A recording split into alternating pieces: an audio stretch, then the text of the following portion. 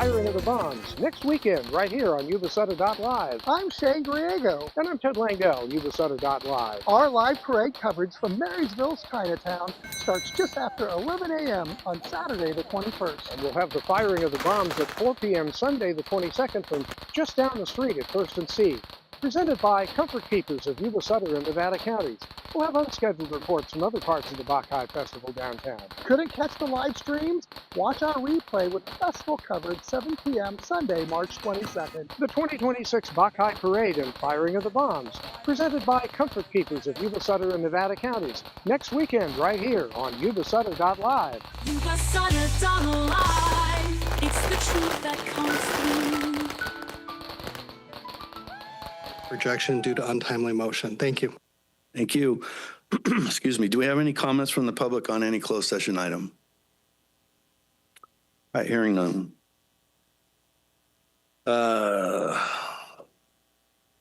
Invocation. We are blessed to have Pastor Jake Taylor, lead pastor of the Father House, Yuba City's newest church. He'll lead us in the invocation. And then if Mr. Bumpus would please, Alex Bumpus, please lead us in the pledge after the invocation. Please rise. Thank you, Council. It's an honor to be here. Let's pray. Heavenly Father, we thank you for today. God, we thank you for this city. We thank you for this region. And God, I thank you for this council and everybody that keeps this region safe. God, I lift up every first responder right now. God, every firefighter, every police officer, the EMTs, paramedics. God, even our school teachers that are taking care of our kids and stewarding the next generation. God, for this council right now and every decision they have to make, God, I just pray wisdom. I pray guidance. I pray you would lead and you would speak to them clearly. God, I pray as they take the mantle of leadership, as they're stewarding this community, Lord, I pray a blessing over every marriage represented, God, every child represented. I pray you would be with them and guide them. And God, we just thank you for the prosperity of this city and the prosperity of this region. And we give all of this to you in Jesus' name. Amen. I pledge allegiance to the flag of the United States of America and to the republic for which it stands, one nation, under God, indivisible, with liberty and justice for all.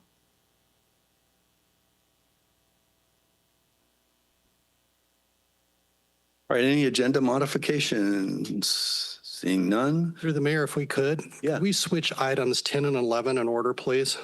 Of course. That way we have the Downtown Business Association people more readily available for the next item, which Only thing I ask is if I get out of sequence, just remind me. thank you so much, Mr. Mayor. Okay, presentations. We have a proclamation tonight for Bi-County Ambulance upon their 50-year anniversary. I'd like to invite Alex Bumpus and the Bi-County Ambulance team family to come forward, please.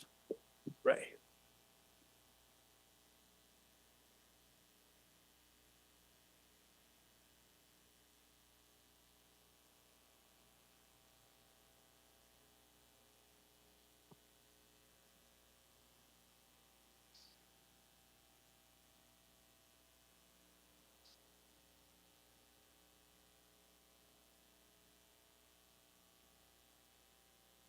Testing. All right, here we go. Wow, this is an honor. I know several of us were actually at Bi-County Ambulance headquarters a few days ago to witness, the transformation and the growth and the all the things that are going on good with Bi-County. I think you guys are doing a wonderful job. So we have a proclamation for you this evening. Whereas the city of Yuba City would like to celebrate and recognize Bi-County Ambulance on their 50th year anniversary. Bi-County Ambulance was formed in 1976 by Kelly Bumpus with a vision to provide reliable emergency medical services to the residents of Yuba and Sutter counties. For 5 decades, Bi-County Ambulance has served as the emergency response provider for the region. Under the leadership of President and Chief Executive Officer Alex Bumpus, Bi-County Ambulance continues to invest in its facilities, workforce development, and advancements in patient care. The 50th anniversary celebration themed Honoring the Past, Responding to the Present, Building the Future reflects both a proud history of service and commitment to excellence in emergency medical response. Even page 2. The city of Yuba City recognizes the countless paramedics, EMTs, dispatchers, support staff, and leadership, past and present, whose dedication and courage have safeguarded the health and safety of our community for the last 50 years.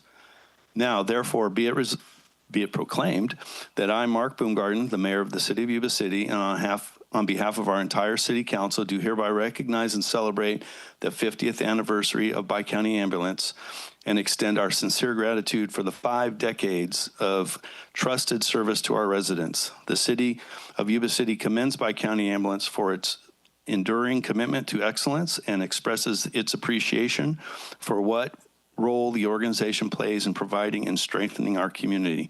Done on this 17th day of March, 2026, in the city of Yuba City, County of Sutter, State of California. And the Vice Mayor has something to present to you.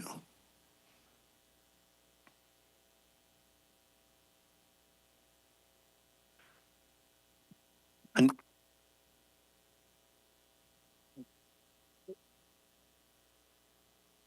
so before I turn it over to our fellow councilman, I just want to say a few things. I mentioned these previously at their celebration, but you know, a lot of times in communities, the pre-hospital emergency medical care sometimes is an issue. I know in my time here in Yuba City, it's not been an issue, and I thank the staff and the Bumpus family for making that a reality. They provide excellent care to our residents in the city of Yuba City. But there's also a piece of the Bumpus family that is very philanthropic, and you will see them at events supporting many, many different causes within our community, and I thank them for that. But at this point, I'd like to turn it over to our Vice Mayor for a few words. Thank you, Mayor.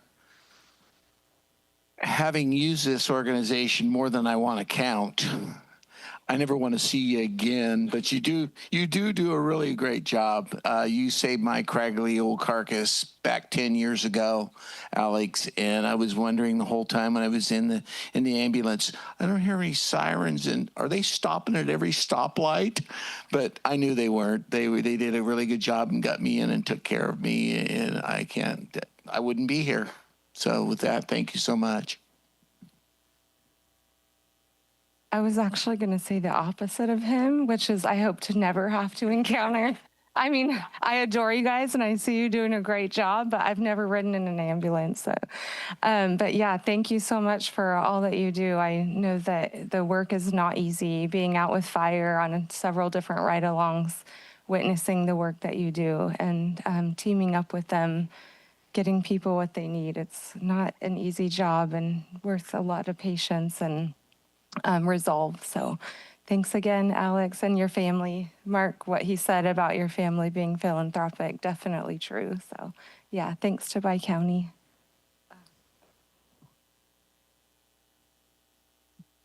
Thank you, sir. Alex, to you and your team, thank you for everything that you guys do for our community. I too have seen you around my house once or twice, and you know, the one thing about it is even though we really don't want to see you around our house, we are so thankful when you guys show up. And you know, you guys probably see us just like our first responders on the city side, which is our police and fire. You see all of our residents at our worst moments in time, and you step in very professionally and take care of us. And thank you for doing that. Continue to do that, and make sure you take care of yourselves, because that takes a very special person to be able to do what you do. So thank you. Hey, neighbor. How you doing? Just to piggyback on what's already been said, thank you for being on the front line. You're part of the reason, big reason why we can sleep safely and soundly at night, and just keep up the great work. Thank you. All right, here comes the moment when we get to turn it over to you, Alex. First and foremost, thank you, Mayor, Vice Mayor, and City Council members for your faith in us, right? To be able to make it 50 years, it took way more than this group right here, but we're leading into the future, hoping for that next 50 years. We have an amazing team that is very focused in counting seconds and counting microseconds so that we can be there a little bit faster, so that we can do that skill a little bit quicker and even better. We're very excited for our training program that we have. Those that were at the facility got to see some of the upgrades to the very pricey but amazing mannequins that give us the most real world experience without it actually being a patient, one that bleeds, one that screams, one that we can change heart arrhythmias on so that we can focus and work all of our skills to be that much sharper. But we really appreciate the beautiful crystal that you presented with us and the kind words. And I really thank Matt, Ashley, Steve, and Dara, because they are the ones that are showing up every single day to uplift all of our staff and to ensure that we're doing our duty and living up to the expectation that that we hold ourselves to and that our whole community holds ourselves to. So thank you very much. Photo op, right? Okay.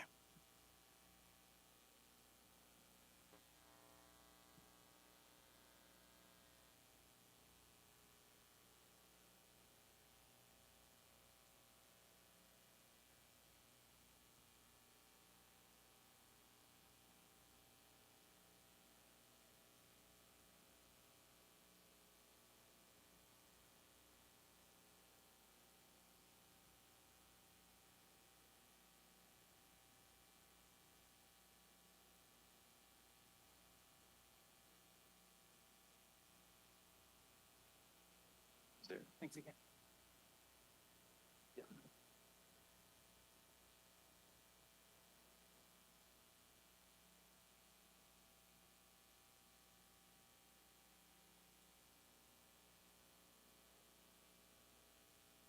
That's a wonderful organization right there who really take the care of Yuba City residents in our region to heart and do a good job at it.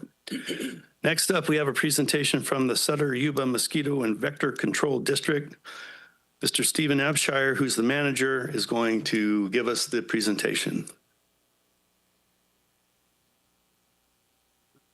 Good evening, everybody. I am Stephen Abshire, the manager at the district, as I was introduced, and Mr. Kirshner, Councilmember Kirshner's on our board of trustees there. We're an independent special district, so we're governed by a board of trustees.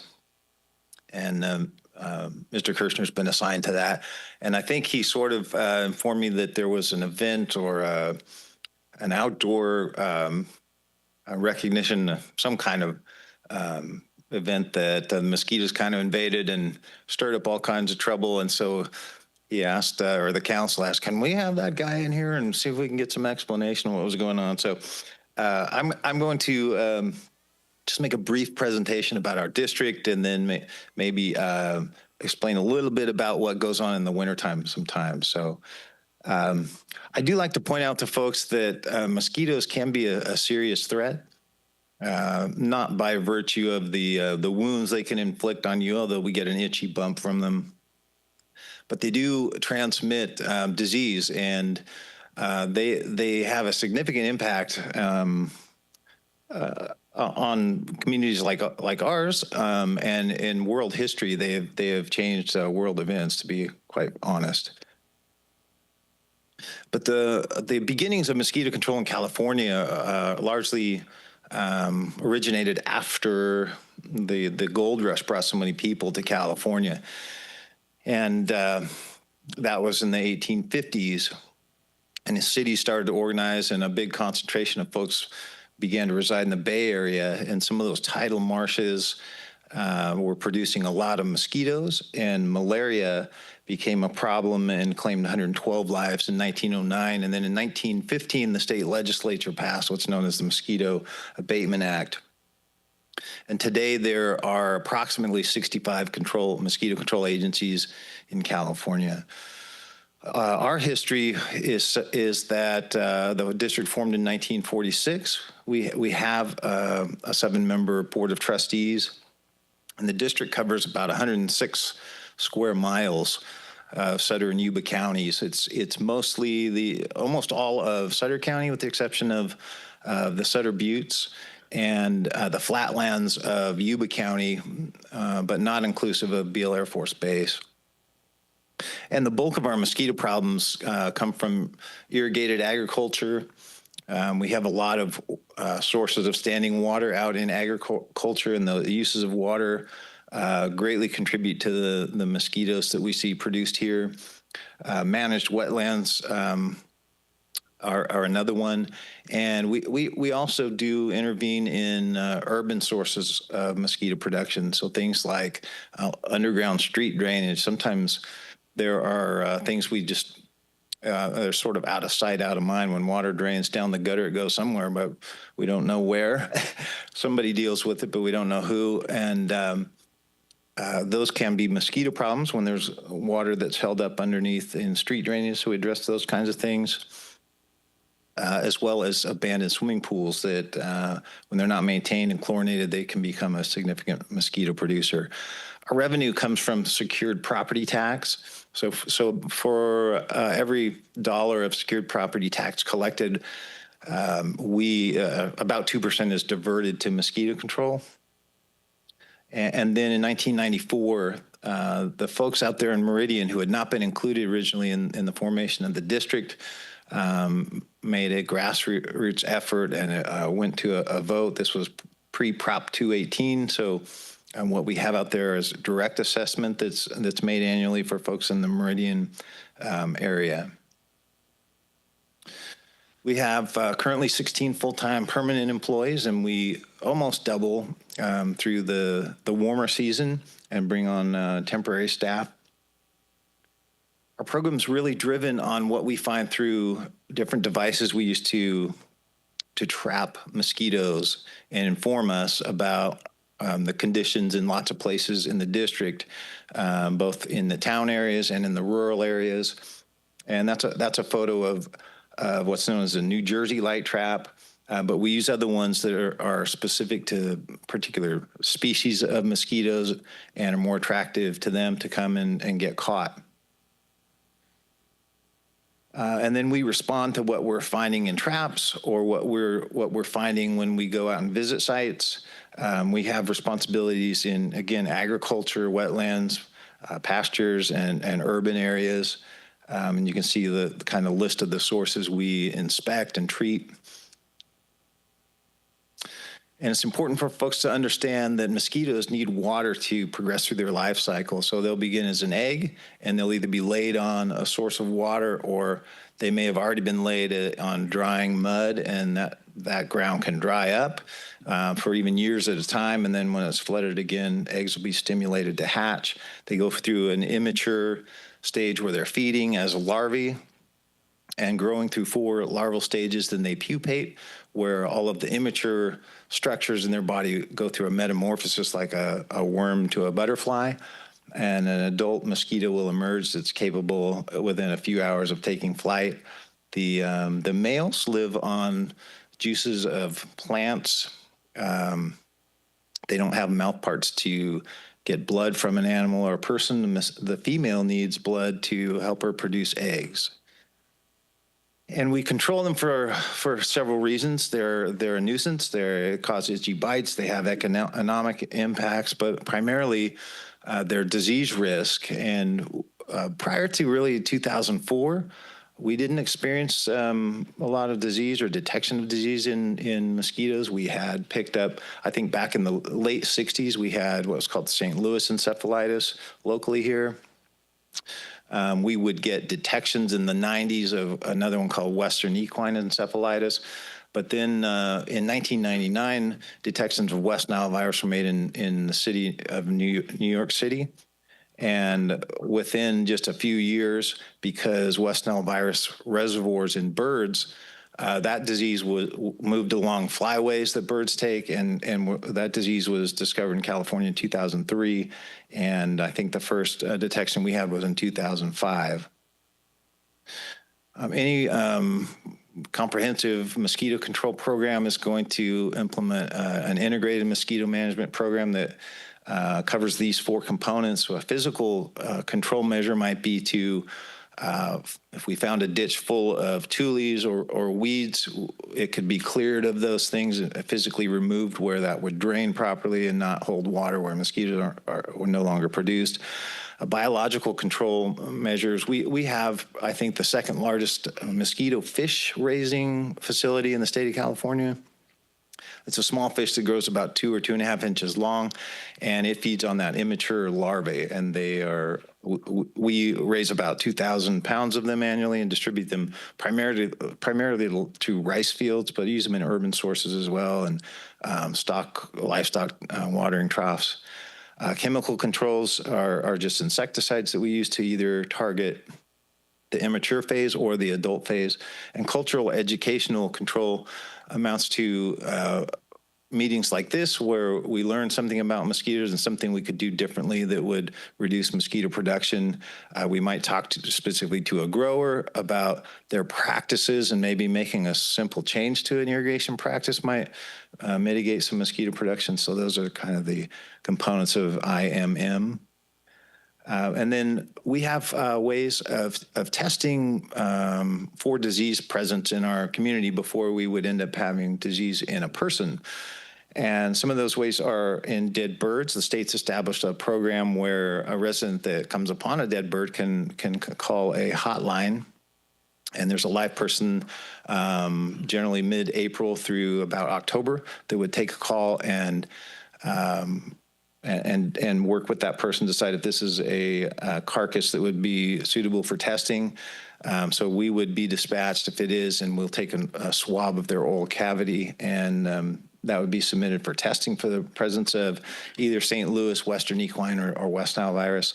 We also maintain 7 chicken flocks, one of them at our district location on Bogue Road, and then 6 others throughout the district. And they are a species of animal that mosquitoes are attracted to bite. It's a preference of the mosquito that can transmit West Nile virus to bite birds, and so they will bite chickens. Chickens tend to maybe get some symptoms or illness, but usually not die. Other species of birds will die of West Nile virus, but we can test their blood for, not for the virus, but the presence of antibodies to the virus. So we do that every 2 weeks. That begins typically late April that we'll start that program. And then we also collect samples of mosquitoes and process them and send them to a lab for testing for, again, those three mosquito-borne illnesses.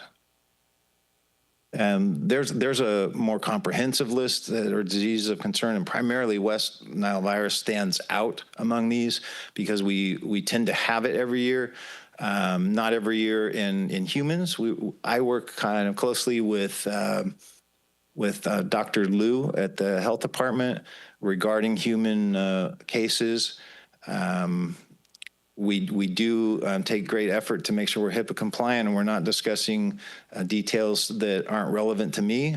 I'm not a human health expert. I'm a mosquito expert, and so it's related to information that I would need to know. But West Nile virus is commonly detected in either one of any of those sentinels I mentioned, and often in a few humans annually. The other 2 we have had in this district, Western equine and St. Louis encephalitis. Dengue is becoming a bigger concern. Am I doing okay on time? By the way, I'm almost done. Dengue is becoming a bigger concern because not every mosquito, there's lots of different species of mosquito. Not every mosquito is capable of transmitting any one of those diseases. And the one that can transmit dengue has been in tropical and third world environments, but it is now in California, and we have it here. It's called the Aedes aegypti, and it's capable of transmitting dengue. And for the first time ever in California in 2023, we had what's called a local transmission of dengue. And that's different than somebody going to a destination where dengue is endemic and getting bit by an infected mosquito. How it's different is that someone has done that, got bit and returned home, and then an uninfected mosquito bit that infected person and transmitted it to another person. So that happened for the first time in 2023. Malaria, we have seen travel-associated cases here, but in the states listed, there was local transmission in those states. Chikungunya is I guess you might call a less serious illness. The mortality rate's much lower. And then Zika virus, I think a lot of folks have heard of Zika virus. In 2015, when the Olympics were in Brazil, there was a lot of concern because there was an outbreak of Zika at the time, and people from all over the world are traveling there and then going to return. Some things about that were pretty ugly were that it affected growing fetuses and their brain development, and so they would be born with what's called microcephaly, which is a kind of a void cavity, a cranial cavity where their brain isn't developing. So fortunately, that virus has mutated or modified itself, and it is much less of a threat. It's much less virulent. So, CDC had travel warnings and to lots of different countries, and those have been lifted for some time. And then lastly, I like to point out that we can do things around our own yards. Most of us, or many of us, live in residential areas where there are urban sources of water, and I don't know if you can see them from across the room, but water can just accumulate either from rains, or right now, I know I've turned on my sprinklers for the first time, and sometimes those sprinklers will collect in just the smallest of containers. A kid's swimming pool, a tire, a wheelbarrow. In fact, I took a photo of my wheelbarrow, which was out in the backyard during the rains, and it was completely full. I mean, water was 8 inches deep in the wheelbarrow, and that would eventually turn into a mosquito-producing source.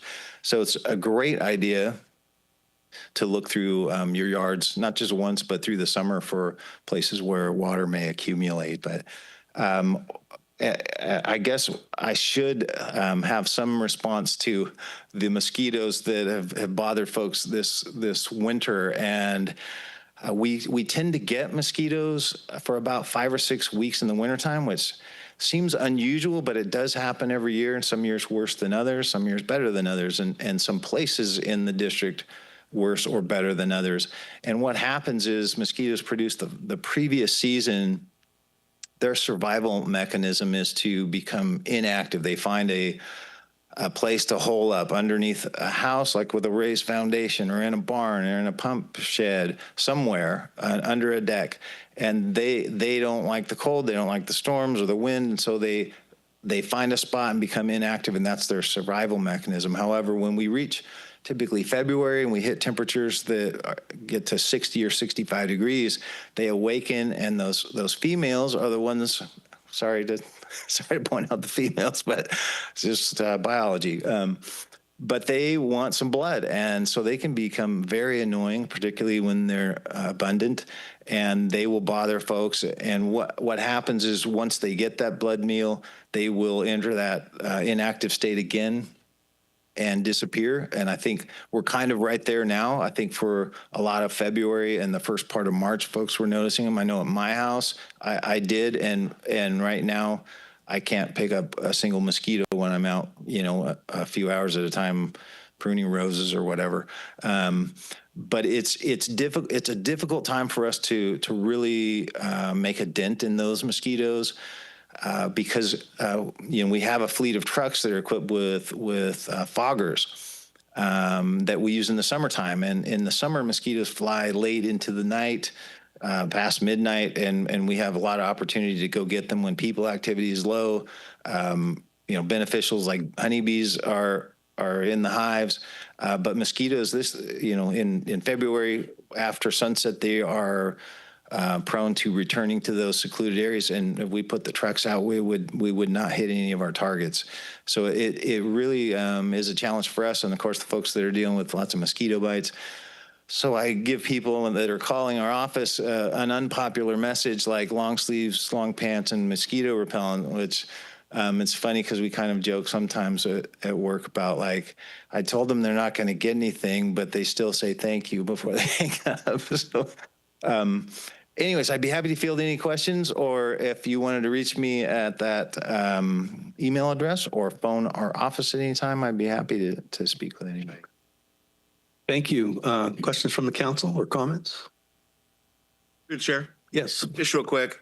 Thank you for that presentation, Steve. I thought we were going to go with that. The comment about the mosquitoes in February would be like, well, just think if we weren't here, how bad they would be, right? But thank you for that presentation. Just real quick, it's been my pleasure being on your board for the last 6 years. Just the amount of professionalism that I've witnessed, and how seriously these folks take their jobs.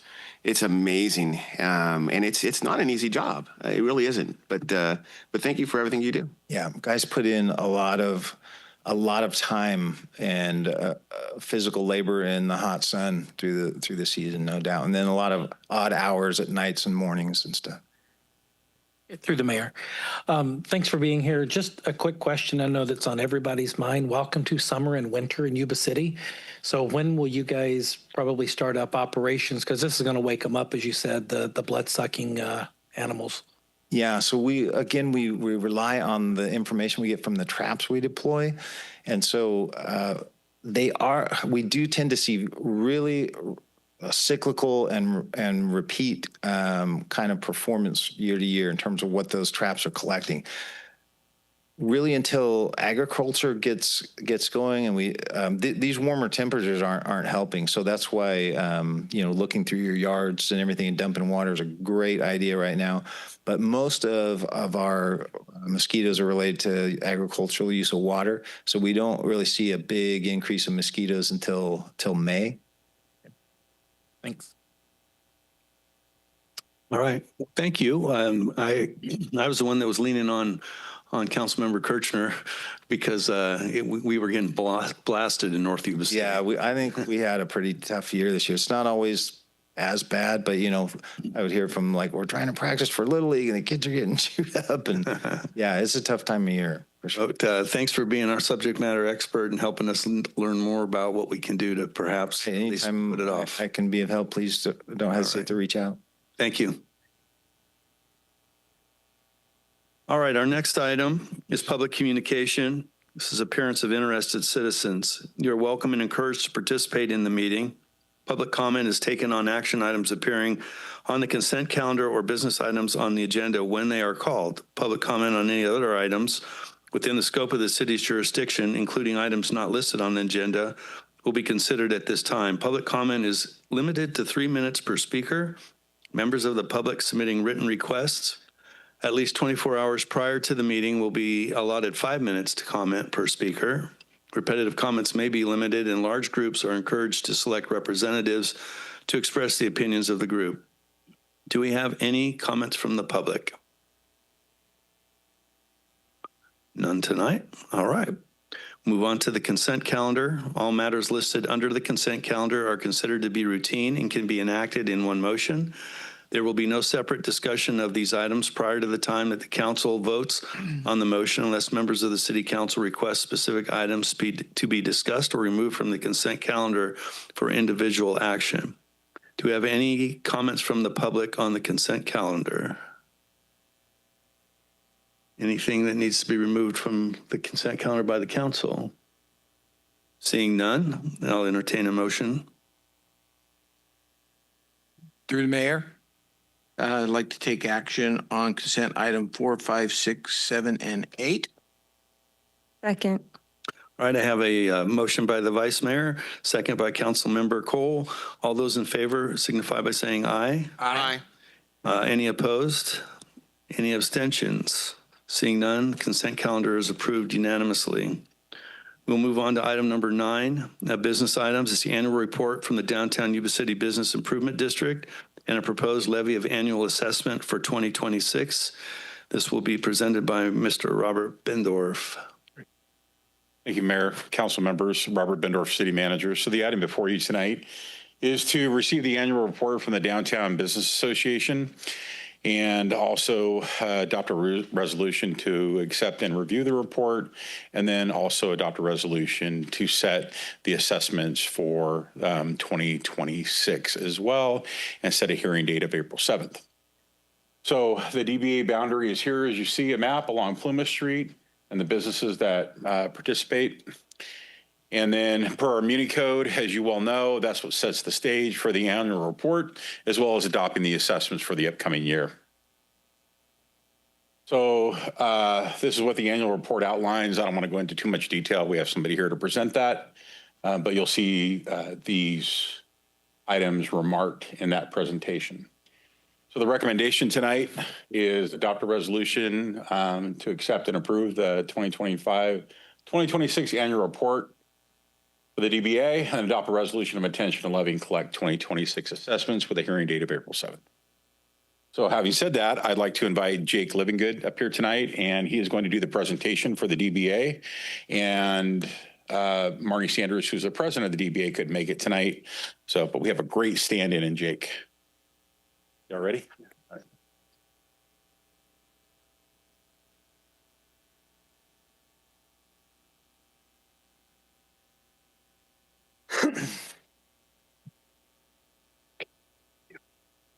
Hi, everybody. My name is Jake Livingood. I'm the Vice President of the Downtown Business Association. Thank you all for having me here today. And today we're going to do the 2025 recap. I am standing in for our President, Marnie Sanders, who couldn't be here with us today. Our coordinator was kind enough to put together this presentation for us, and I believe there's a video here I could play. Is there a way to click it inside of here? Should just be this one. Just a little bit of a highlight of our video. With that, the 2025 season comes to an end. Good night. So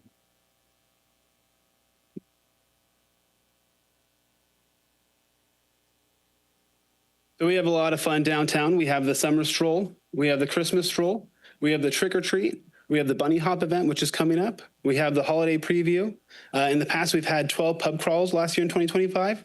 And then we also added the night market, which was on Center Street. We've had some improvements there, and we've been able to bring kind of like a farmer's market down there. It's been great for some newer businesses trying to grow and, work with their products and find a new market. We also have started the Cruise and Plumas, which isn't on here, but our car show, which was wonderful last year, and we are looking to do it again this year. We're just working with the events team and have a lot on our plate right now. We do have another video here, if that's okay. I think it's the last video too, so. There you go. We don't have a full count of the participation each year yet. We are working to get some better data to share with you. We are working with a company to get some of that data from Google, I believe. But just the video here shows we've had a huge turnout for the Christmas stroll. Of course, we also had our new arch put in there, and we've got our council members as well in this great photo, which we have on the front of our website as well. Again, we've had 12 different pub crawls in the past. We're going to be switching it up this year with some different types of events and probably do less of them, but make them a little more impactful. We've had downtown socials. We've had the bunny hop, which was great. We had a couple council members out there helping us through the crosswalks, which was always great to have them out there and participate with us. We appreciate it. And then again, the cruise and car show was such a hit. Online, we utilize social media to get our message across, and it's working, in our opinion. We see videos going anywhere from 9,000 to 30,000. A lot of this is all just organic. Our views are predominantly in the Yuba-Sutter area, which is great. And these videos get to highlight our local businesses and business owners downtown. So it's been really wonderful, and it's been a great tool, and it's kind of like a supplement to actual marketing dollars because we can get so much across without having to put the money in it just by posting online. A lot of the creations and posts go to our coordinator too, who's responsible for that. This is probably my favorite part here is the data. I'm kind of a data nerd. I don't have the comparison up here right now, but I do have the comparison in my hand. And we can take a look here. I think that might be cut off a little bit.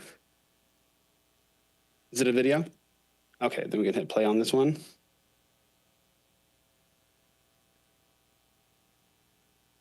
So 15,000 active users, January to December 31st, 2025. A lot of that organic through Google. We do a little bit of paid ads. You can see that that's coming through the website. We get them through Bing. Sessions are from a lot of Facebook, but a lot of organic, people looking up different things downtown and then finding our website. Our website does have a directory, so you can land on there for many different reasons. If you're looking up pizza, if you're looking up carpet, flooring, our website shows up and it helps gives more of a voice for our businesses downtown. One thing that I thought was really cool was we had a new business that just opened their doors. They didn't have a website or anything yet, but when you looked up their business, they actually showed up on the Downtown Association's website with their phone number and address, so that helped people find them a little quicker. I'm not sure if this video is playing, but we can just go to the next one. If anyone has any questions about the data or wants to go into it more with me more, I'm always happy to sit down and review it. One thing that I noticed versus 2024 to 2025 is our users went up 152%, and our active users went up 153%. So it's about the same number. And then our event count, which means forum fills, phone calls, went up 138%. And I can also see that a lot of our traffic is coming from Sacramento, San Jose. I see Yuba City in here, Los Angeles. So we're actually getting some visibility outside of our own county and city as well, so which is great. Some of the highest traffic days I think are right before the stroll. People are looking up information, and that traffic comes from all over. Talking about our stroll, we have some wonderful sponsors that help us with our events in downtown. One of our favorite sponsors is the City of Yuba City, who's always gracefully working with us to make sure these events are, great for everybody. We have Sutter County as well, who is just as involved. They show up to the meetings and they talk with us and work with us. We have Say Love, who's partnered with us in the past to do cleanup for our strolls. Comfort Keepers. The second line is more of like our affiliate partnerships, people off of downtown, but they still have an interest in the downtown and want to see us be successful. Those businesses are Comfort Keepers, Murdoch's Moving and Storage, Sutter County Children's Families and Commissions, and Sutter Buttes Business Services.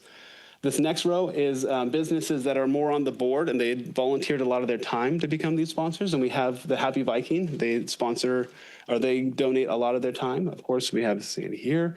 Electronic Playground. We have Twin City Floor Covering. We have Teresa. She has been freaking wonderful. She's been helping with these strolls. Even Tim, her husband, they've been incredible. Behind the scenes, I see Tim dragging down these light pylons before the strolls ever happen with his hands in a hand jack. And if you don't know Tim, he's not as young as I am. So it's really incredible to see that kind of hard work come from him. And they've just been incredible role models. So we hope we are losing them. They're going to be moving. So we hope that we can fill those shoes and just bring, make them proud. We also have Natalie Syverson, who had her brainchild for the car show, and she's really excited about doing more of it. And then we had Ian Jace, who worked with us on stage and the sound in the past years. And again, we're just so thankful for all of the sponsors, so thank you so much. The event committee, again, I mentioned her, Teresa Schmidt. Man, I wish we could just give her a round of applause. I know she's not in here, but if we could. And our whole team is just by volunteers who just give and give. We've got Sandy Drown, Natalie Syverson, Christina Espinoza with a Z, Tiffany Harryford, who's really great with our volunteers, and Camia Aerosmith, who is our hired guns, but she also volunteers a lot of her time outside of the wages to make sure that these are wonderful events, and I see that firsthand. A special thanks to the City of Yuba City for always supporting us in any way that you guys can, working with us at the table. The fire department coming to our meetings each month and just keep us updated. Public Works, Parks and Recreation. I know we always have a lot of questions for you at our meetings, so we really appreciate you. And if you have a lot for me, you can bug me up here in your space. And then the police department as well for always working with us, talking to us about issues, whether they're big or small. You guys take time to listen to us as business owners, and we really appreciate that. So thank you so much. The support from our city and the profit from our strolls, that means to continue these events in the future and more marketing. We do have profit from the strolls, and we've been able to put those back into marketing for the pub crawl, going back into taking those profits and putting them to the candy for the bunny hop that's coming up. All these events keep growing. Every single year we have more and more candy that we're giving out for Halloween, for the bunny hop. And it's crazy how much we're growing, but we feel it. And the profits, they're really helping us stay alive there. Let's see here. I think that's it for the presentation. I do have something called Exhibit A1 or annual report, but I think if anyone has any questions about the DBA, we can just kind of go through this together. Let me see here. Anything important? We did add the park downtown, the city. So that was really wonderful for us in 2025. We had Center Street, all the lights added as well. That was a huge addition, and we've been utilizing the heck out of that with our farmers markets or night markets. Let's see here. Yeah, we're really just excited for 2025, for 2026. And if anyone has any questions or would like to go over this with me, I'm here. So. Thank you, Jake. I probably turn it over here at this point to the Vice Mayor and to Councilmember Shaw, whose district contains the downtown business over.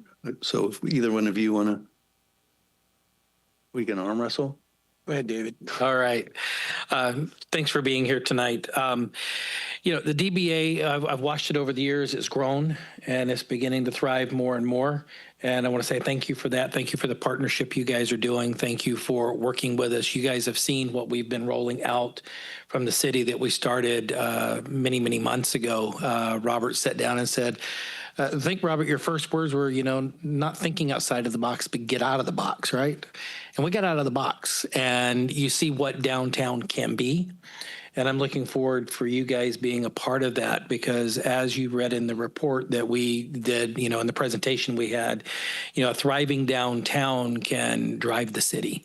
And so we need to look at things in the future with maybe looking beyond, not for tonight, but looking beyond that, a map that's just the district is right down the street, but looking how we want to wrap that around, maybe moving it over a few streets so we can really expand those opportunities and look at things that we've all talked about, like the entertainment district, because that's really what's going to drive the downtown. Is we need that to be the hub of that downtown area to where people come for dining, entertainment, you know, kind of an escape, and not just rolling up the windows at 5 o'clock, you know, or the doors at 5 o'clock and everybody going home. That's not a thriving downtown. You guys are turning it around. I want to say thanks. So we share that vision with you. Mayor. Yeah, I've noticed that the group is very driven. They have issues and they just don't sit back and bellyache about the issues. They actually take the bull by the horn and actually resolve issues. And they go, and hopefully we are there. I know the city has a great presence at those DBA meetings. And I see the synergy that goes on with that. And so I think we've got a good thing rolling. I know at the last meeting, I brought up the fact that the 4th of July, the kids parade, and it wasn't even on your radar really. And me just making that little comment, you all got in a buzz, and I know you're doing something about it, and I appreciate that. You're very proactive in getting things done, and just keep it going. It's our vision here, and you've got all the support I know from this council to make things happen in the downtown. So. Thank you. Councilmember Kirchner or Cole? On behalf of the council, thank you for the report, Jake. I think that hopefully you know, and it sounds like you do, how much we really do support the downtown and how much we want it to continue to grow, thrive, and be the good place that it is. We can go down and visit and have fun with you all down there too. It's always a good thing. And the bunny hop is the 28th. Is that what okay. So I'm sure somebody here, I know I will try to, those events are always good. Any comment from the public on this item? All right, we got Wade. Someone put Wade down. It's in their district. Yeah.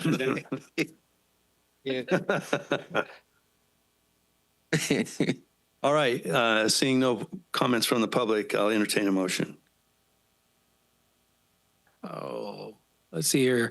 Mr. Mayor, I move that we adopt the resolution accepting and approving the 25-26 annual report and adopt a resolution of intention of levy and collect the 26 annual assessments and set a public hearing for April 7th, 2026. Second. All right, I have a motion by Councilmember Shaw, a second by the Vice Mayor. All those in favor signify by saying aye. Aye. Any opposed? Any abstentions? Hearing none.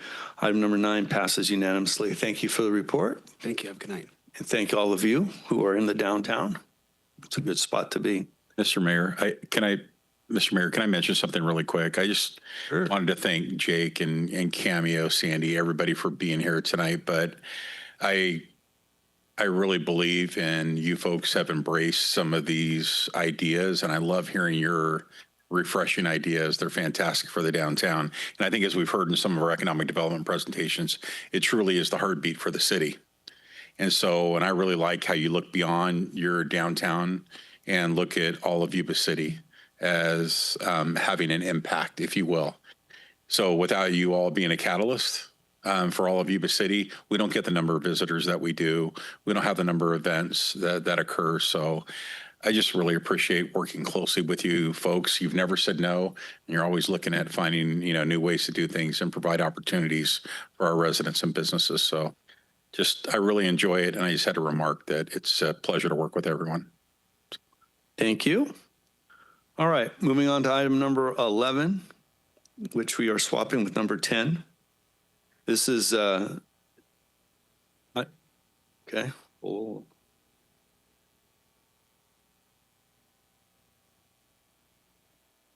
Thank you. All right, zoning code 26-01, mobile open air and sidewalk vending ordinance update, and Mr. Libby. Give me a moment. I think we're having some technical difficulties.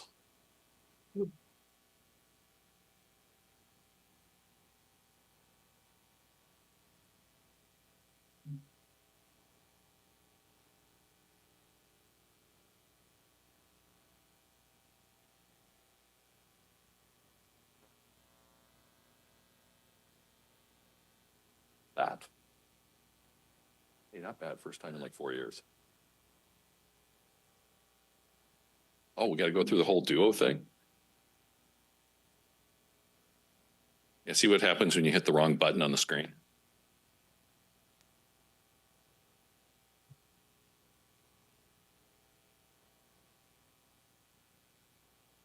Thank you.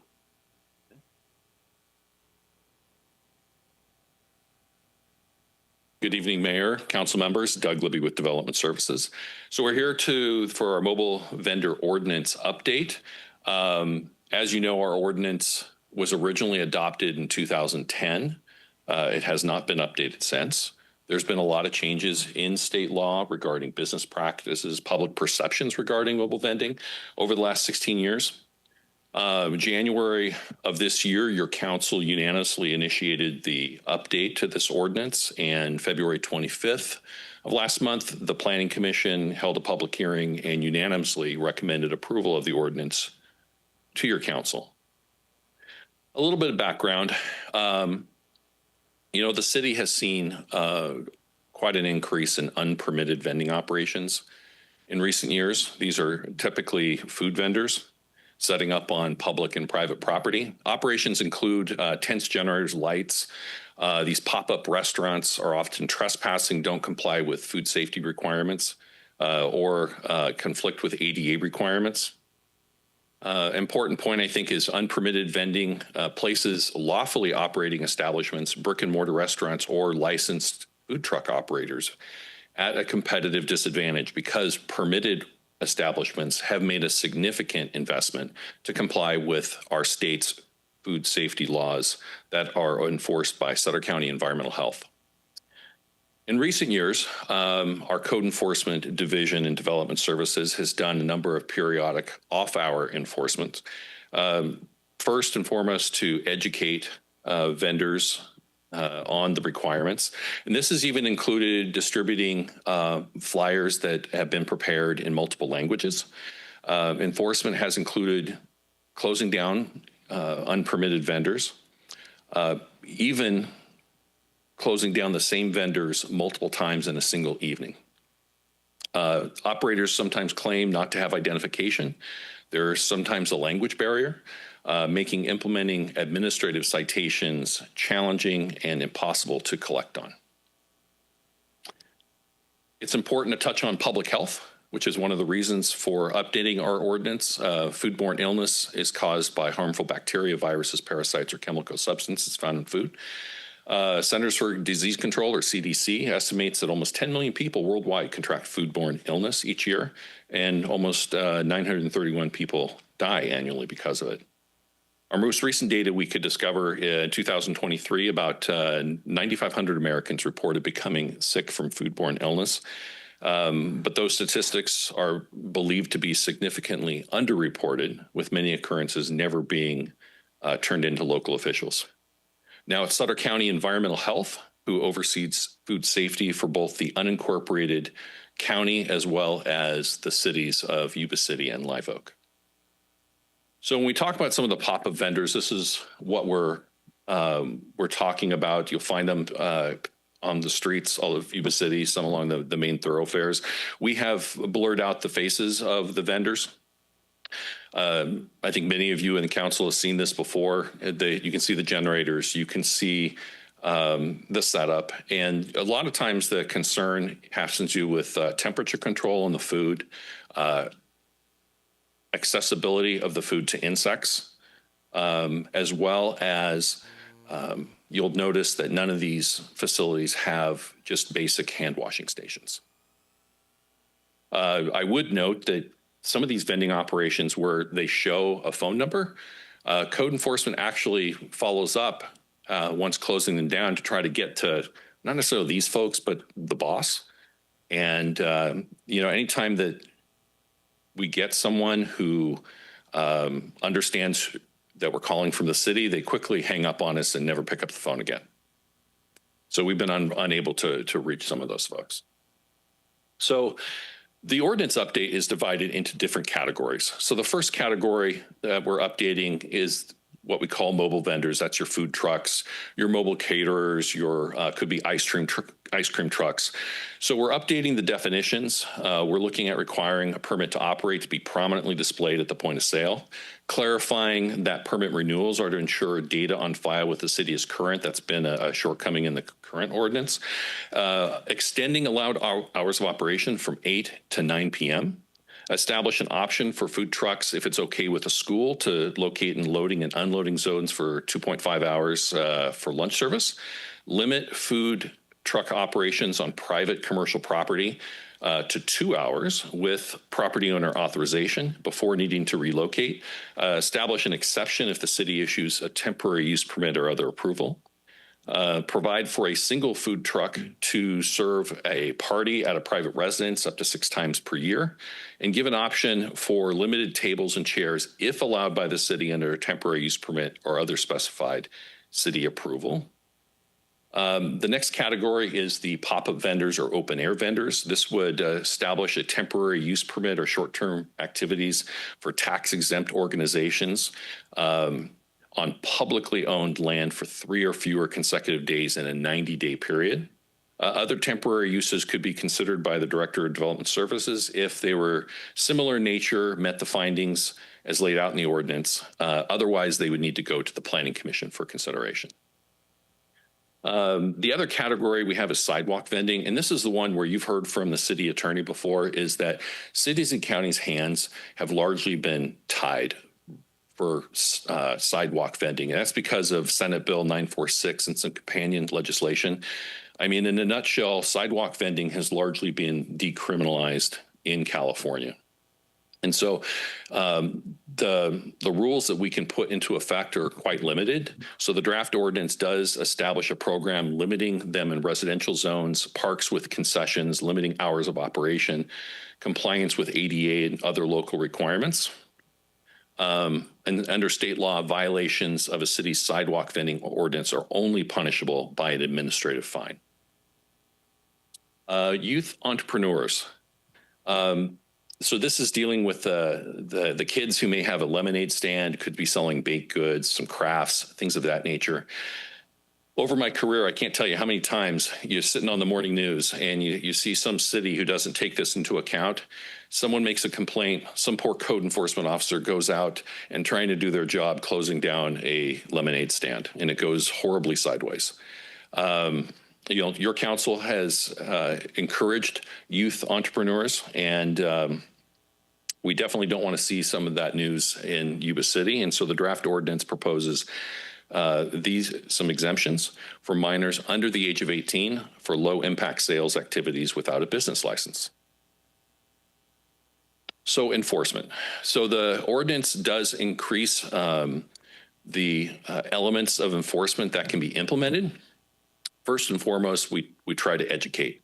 But when we have visited the same vendor multiple times and they keep returning, the city under the proposed ordinance would have the ability to seize and dispose of perishable materials, including food, ability to seize equipment associated with the operation. It would be stored by the city for 30 days and could be disposed of if not claimed by the owner. An owner can come to the city to reclaim the property, providing evidence of ownership. Costs, including salvage, disposal, storage of impounded property, could be assessed against the responsible person, including the owner. The ordinance would establish an appeal process.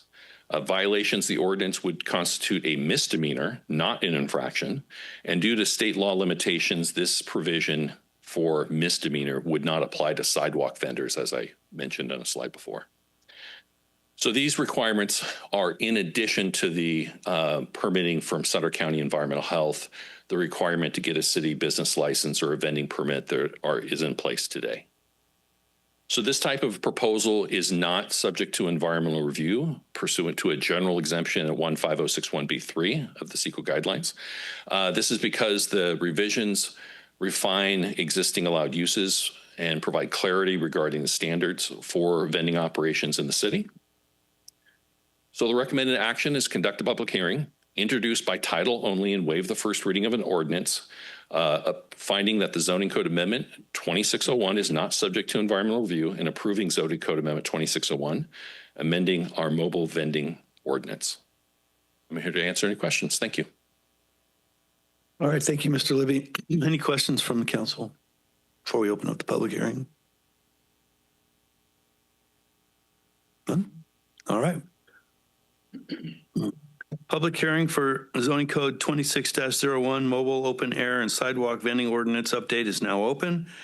If there are any members of the public who would like to address the council on the issue, please provide your statement from the podium and state your name and address for the record. I do have two written requests. First, we will have Mr. Anthony Consilla, owner of Tony Bob's.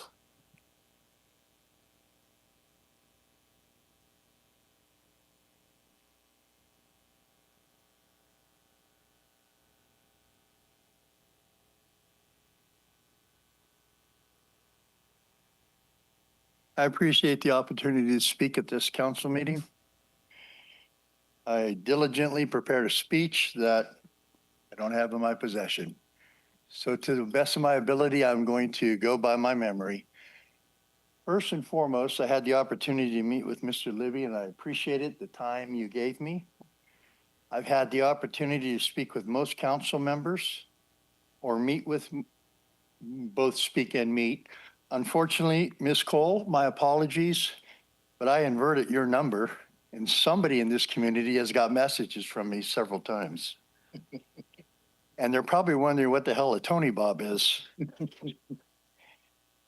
Listen, I understand the need for change, and I understand that I entered, thanks to I believe it was Mr. Shaw, I understand that I entered an arena of my choice. I retired and I decided to go into the food vending business. I was not aware of all the problems in that industry. I was only thinking of what I wanted to do. I followed all the rules and regulations. I got all the state credentials, county, city licensing. I did everything in my power to do everything that was required of me to be able to move forward with this business. Inadvertently, I was approached, well, in the last couple of weeks, I was approached by a code enforcement officer who apprised me of changes coming about or I would not have known. And that's how I met with Mr. Libby and found out all the proposed changes that are being sent forward.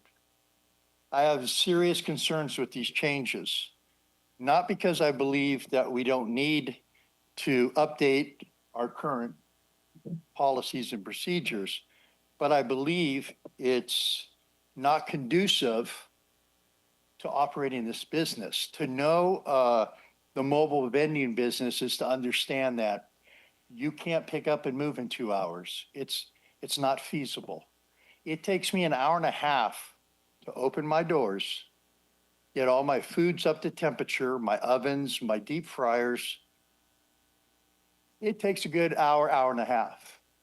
That would give me approximately a half hour to sell as many hot dogs as I could possibly sell. And that's not possible. It also would take me an hour and a half to shut everything down to move. Mobile does not mean I could hop, skip, and jump around Yuba City. Mobile means that I have the ability to expand my customer base, and I chose not to be a brick and mortar for that reason.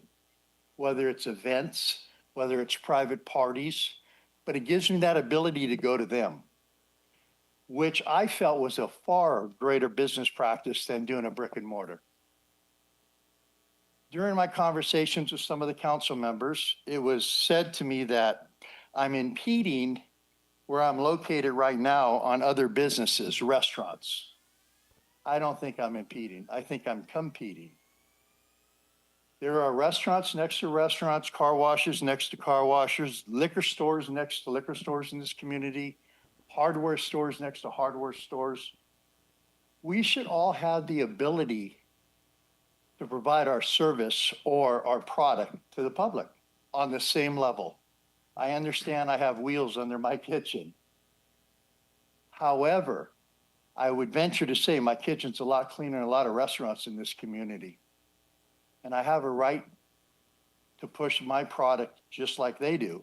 I share the same credentials. I would never take my rig and park it in front of their Wiener Schnitzel. I know that's ethically not good. It's not a good business practice.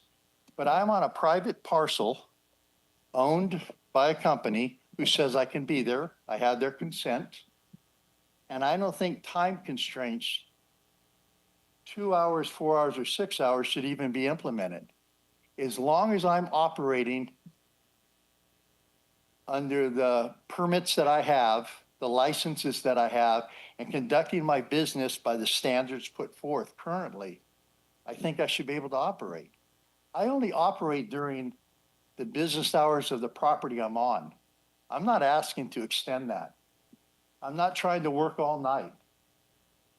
But what I'm asking is for you to understand that you're going to push me out of this community because I can't operate under a 2-hour window. And this is my community.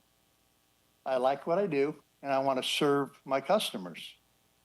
My customers line up at my window, not because I had the best hot dog in the world. I have I'm done. You can start to wrap it up, but yeah, please continue. I have a convenient service that I provide with a quality product.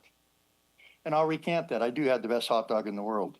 But I would like to continue to serve this community. I understand what is happening with the illegal vending. And I support everything that Mr. Lilly says, with the exception of, I think enforcement should be the issue, and consistent enforcement, because it's all after hours and you know that. And I don't work and operate after hours.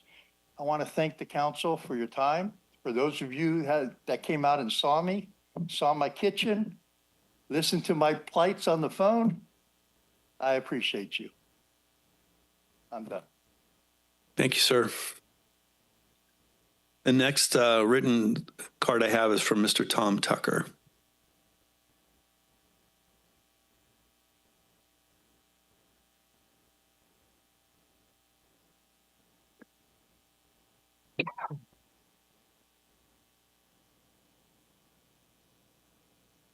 Good evening, council members, staff, and city staff. My name is Tom Tucker with Harder Packing Company, 1321 Harder Parkway, Yuba City. I met Tony here, maybe a month ago, and discussed with him the possibility of maybe a relocation of his food vending area to perhaps maybe adjacent our property at Harder Parkway. We have property that is undevelopable, has multiple 6 sets of utility lines that run across it, have to have 10-foot easements on either side, and PG&E won't allow you to build on it. So I had hired architects to do multiple site plans with it. None of them are feasible, maybe a 2,000, 2,500 square foot building on 2 acres. Nobody's going to buy 2 acres of land for 2,500 fast food restaurants, say. With that being said, I ran into Tony, and after I talked to Tony, I generated a call to Mr. Libby. Mr. Libby informed me of this upcoming policy. I agree with Tony that the operation limit of 2 hours, he has to hook up his pickup. He has to close down and shut things down, heat things back up wherever he starts.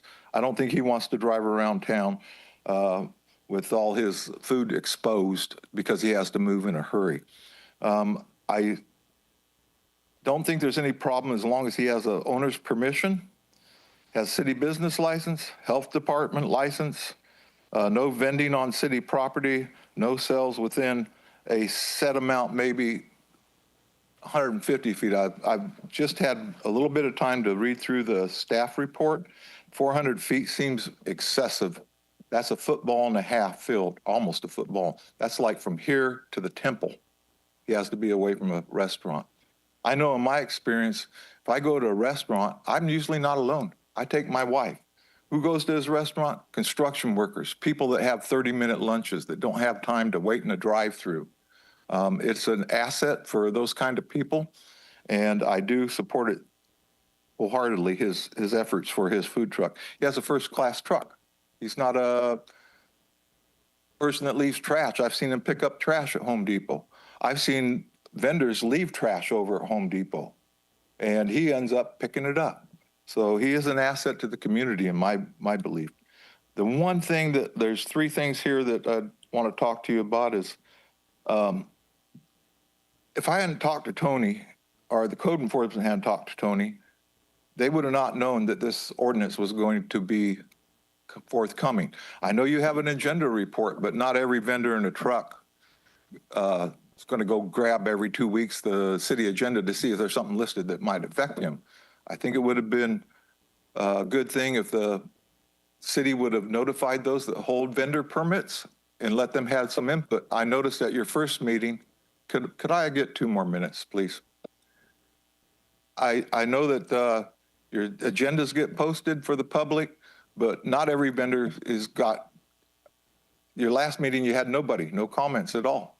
And I think the only reason we're here is because I talked to Tony about relocating and generated a phone call to Doug is the reason that we're here tonight.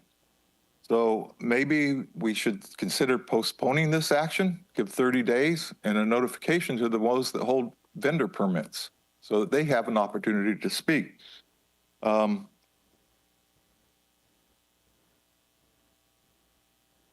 Another section I have a problem with is section 8.55344, paragraph 3.5 and paragraph 3.6. No vendors located on undeveloped or vacant parcels. I have a 2-acre parcel. I don't know what to do with it. Thought about maybe a couple of vendor trucks. It might be an asset for the amenities to the park. You have, anybody wants to get anything other than water or want an iced drink or iced tea, they got to get in their vehicle. They got to drive away from the park, then they come back. So I think I fully endorse Tony's operation. Thank you. Thank you, Mr. Tucker. Anybody else from the public? Good evening, Mayor and Federal Council. My name is Sandy Drown, and I'm with the Happy Viking. And I know I've been working with Doug, so I love your due diligence on this presentation. I have not been to Tony Bob's food truck, which I now am going to follow you on Facebook so I can know where you're at. My husband and I love a good hot dog. But I know for us, it was the complaints, and we own a brick and mortar, 741 Plymouth Street.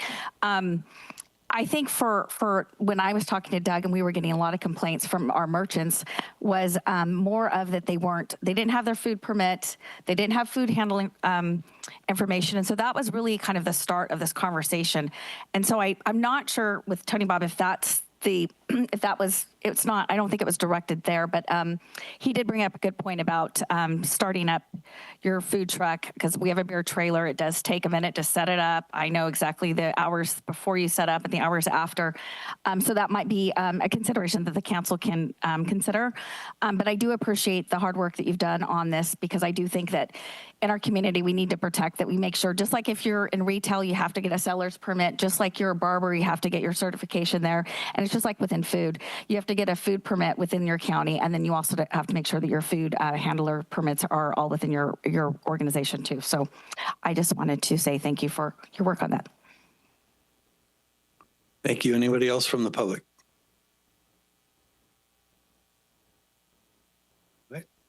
Go ahead and close the public hearing, bring it back to the council for any questions, comments. Through the mayor. Yes. Thank you guys for the comments tonight. Anthony, I take it you go by Tony. We talked on the phone. I'll say it here publicly, and we talked about it on. Thank you for all you're doing, and thanks for the phone call. You're not the person we're after, and I want to repeat that. You're not the person we're after, because you've tried to do everything upright and legit, and you are entitled. That's the American way, the entrepreneur way. You're entitled to try to grow your business just like any of us that have brick and mortar businesses, with the limitations that are there, and we have to find a path to make that work, just like we do for the brick and mortar businesses. So with that, I kind of recap where we were at. We talked on the phone, and the ordinance has been around since 2010, and it's broke. It is flat out broke. It started, of all places, with a hot dog vendor on Plumas Street all those years ago, is where this kind of birthed out of. You're not that guy. So we need to try to find a path. And our conversation that we had helped shed some light to myself. And because under the current ordinance, the way it's written, and the reason we haven't enforced it is because nobody could have any type of mobile vending of any sorts in the city because it is that broke. So we want to give you that path. Something that you had mentioned to myself was the amount of time that it takes to set up and tear down. And it's not just the setup and getting the fryers and stuff up to temperature, but it's also the cooling down before you can move the trailers and everything. So one thing I think that we as a council probably ought to look at is creating a path. And I think a path for people like Tony is, if I still think because mobile, there's got to be some bumper rails there with some time and stuff, but I don't really think we should punish them with setup and tear down being part of that. So if we come up and say you can be open for 4 hours or 5 hours or 6 hours or whatever that time limit is, that's open to the public, and we don't penalize them on the other sides of that. And I think that might help some of the issues here. But as I shared with you on the phone, the problem that we have is not you, it's others, because you talked about going and doing private events. The city has a history of, and I've seen it, Jake, it's good that you're here and starting a new church, because I'll tell you some of the things that's happened here. Churches have set up to do events, brought in a couple of food trucks. They see it on Facebook, and 4 more food trucks pull in along their drive coming into the church or coming into another event. They weren't supposed to be there. They weren't asked to be there. They just showed up, and the business or the church is too nice to go out and tell them to tear down and leave. That's the people we're after. The people that aren't playing by the rules, the people that think they are above and beyond the rules. And we've got to protect the public. And again, it's not your restaurant. Your mobile truck, you're doing it right. But we go to these red pop-up tents, and we go to these push carts that are here in town. There's no health standards. They are gross. They're going to get somebody sick. And so we have an obligation to protect the health of the community, just like Mosquito Vector was here earlier. That's what they're trying to do as well. We've got to deal with that on this. We've got the people that show up in the push carts. They're mobile. Push carts don't mean you pull up and you park at the mall, set out your lawn chair, and you're there for 10 hours for the day. That's not a push cart. They should be walking through. Up in my neighborhood, I see them every weekend and many days a week around April Lane School. they're walking up and down the street. That is a street vendor. They're walking, not just rolling up, and they'll put fruit stands right next to you as well. And they're not mobile either. So I put all that together. I would love for the council, let's think a little bit beyond the constraints and see if there's a way that we can create that path for the people that's trying to do it right. But yet, I want all the teeth in this darn thing to go after the people that we know are, I'm just going to call it the common criminals of the community. That's really what they are. And so I kind of want to find both ways if we can find that. So. Thank you. All right, through the mayor. I agree with you, Dave. I'm sorry we didn't get to talk.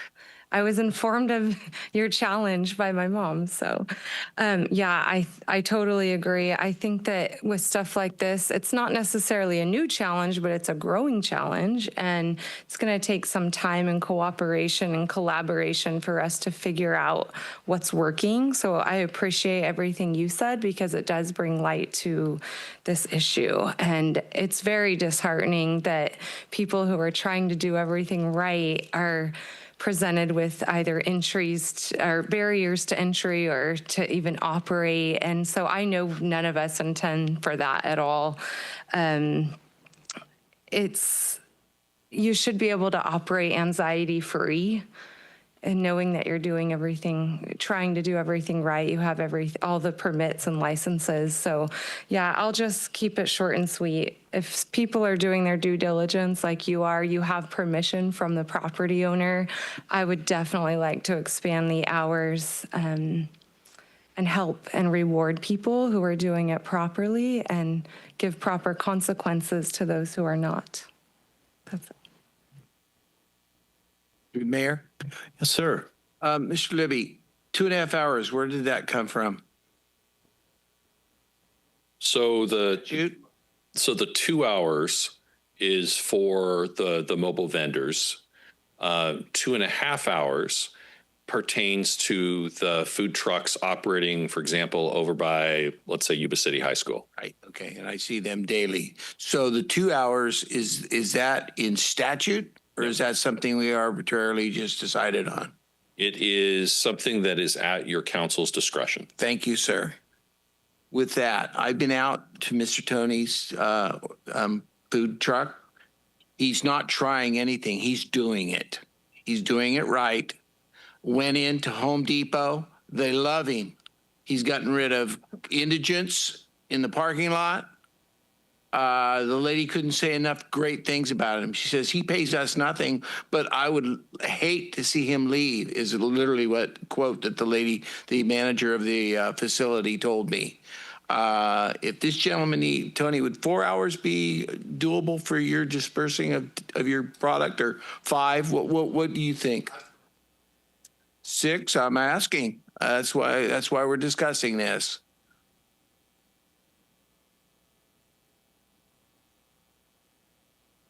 Oh, so the 6 hours is including your. Okay, we're gonna. I think this council was gonna make some adjustments. Thank you. Through the chair.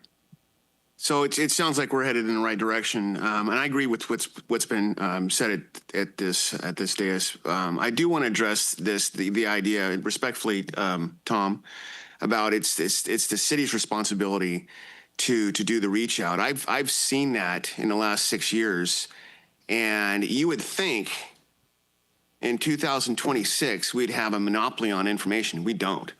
Mr. Wolf knows about this because we had a community meeting, several of them, and there was a large group of people there. But you're going to get those folks saying, "Hey, nobody told me," and I hear that all the time. Nobody told me, and it's not just mobile vendors, community meetings. But how do you do that in 2026? If you're not on this, you hate social media, you don't read the paper for whatever reason.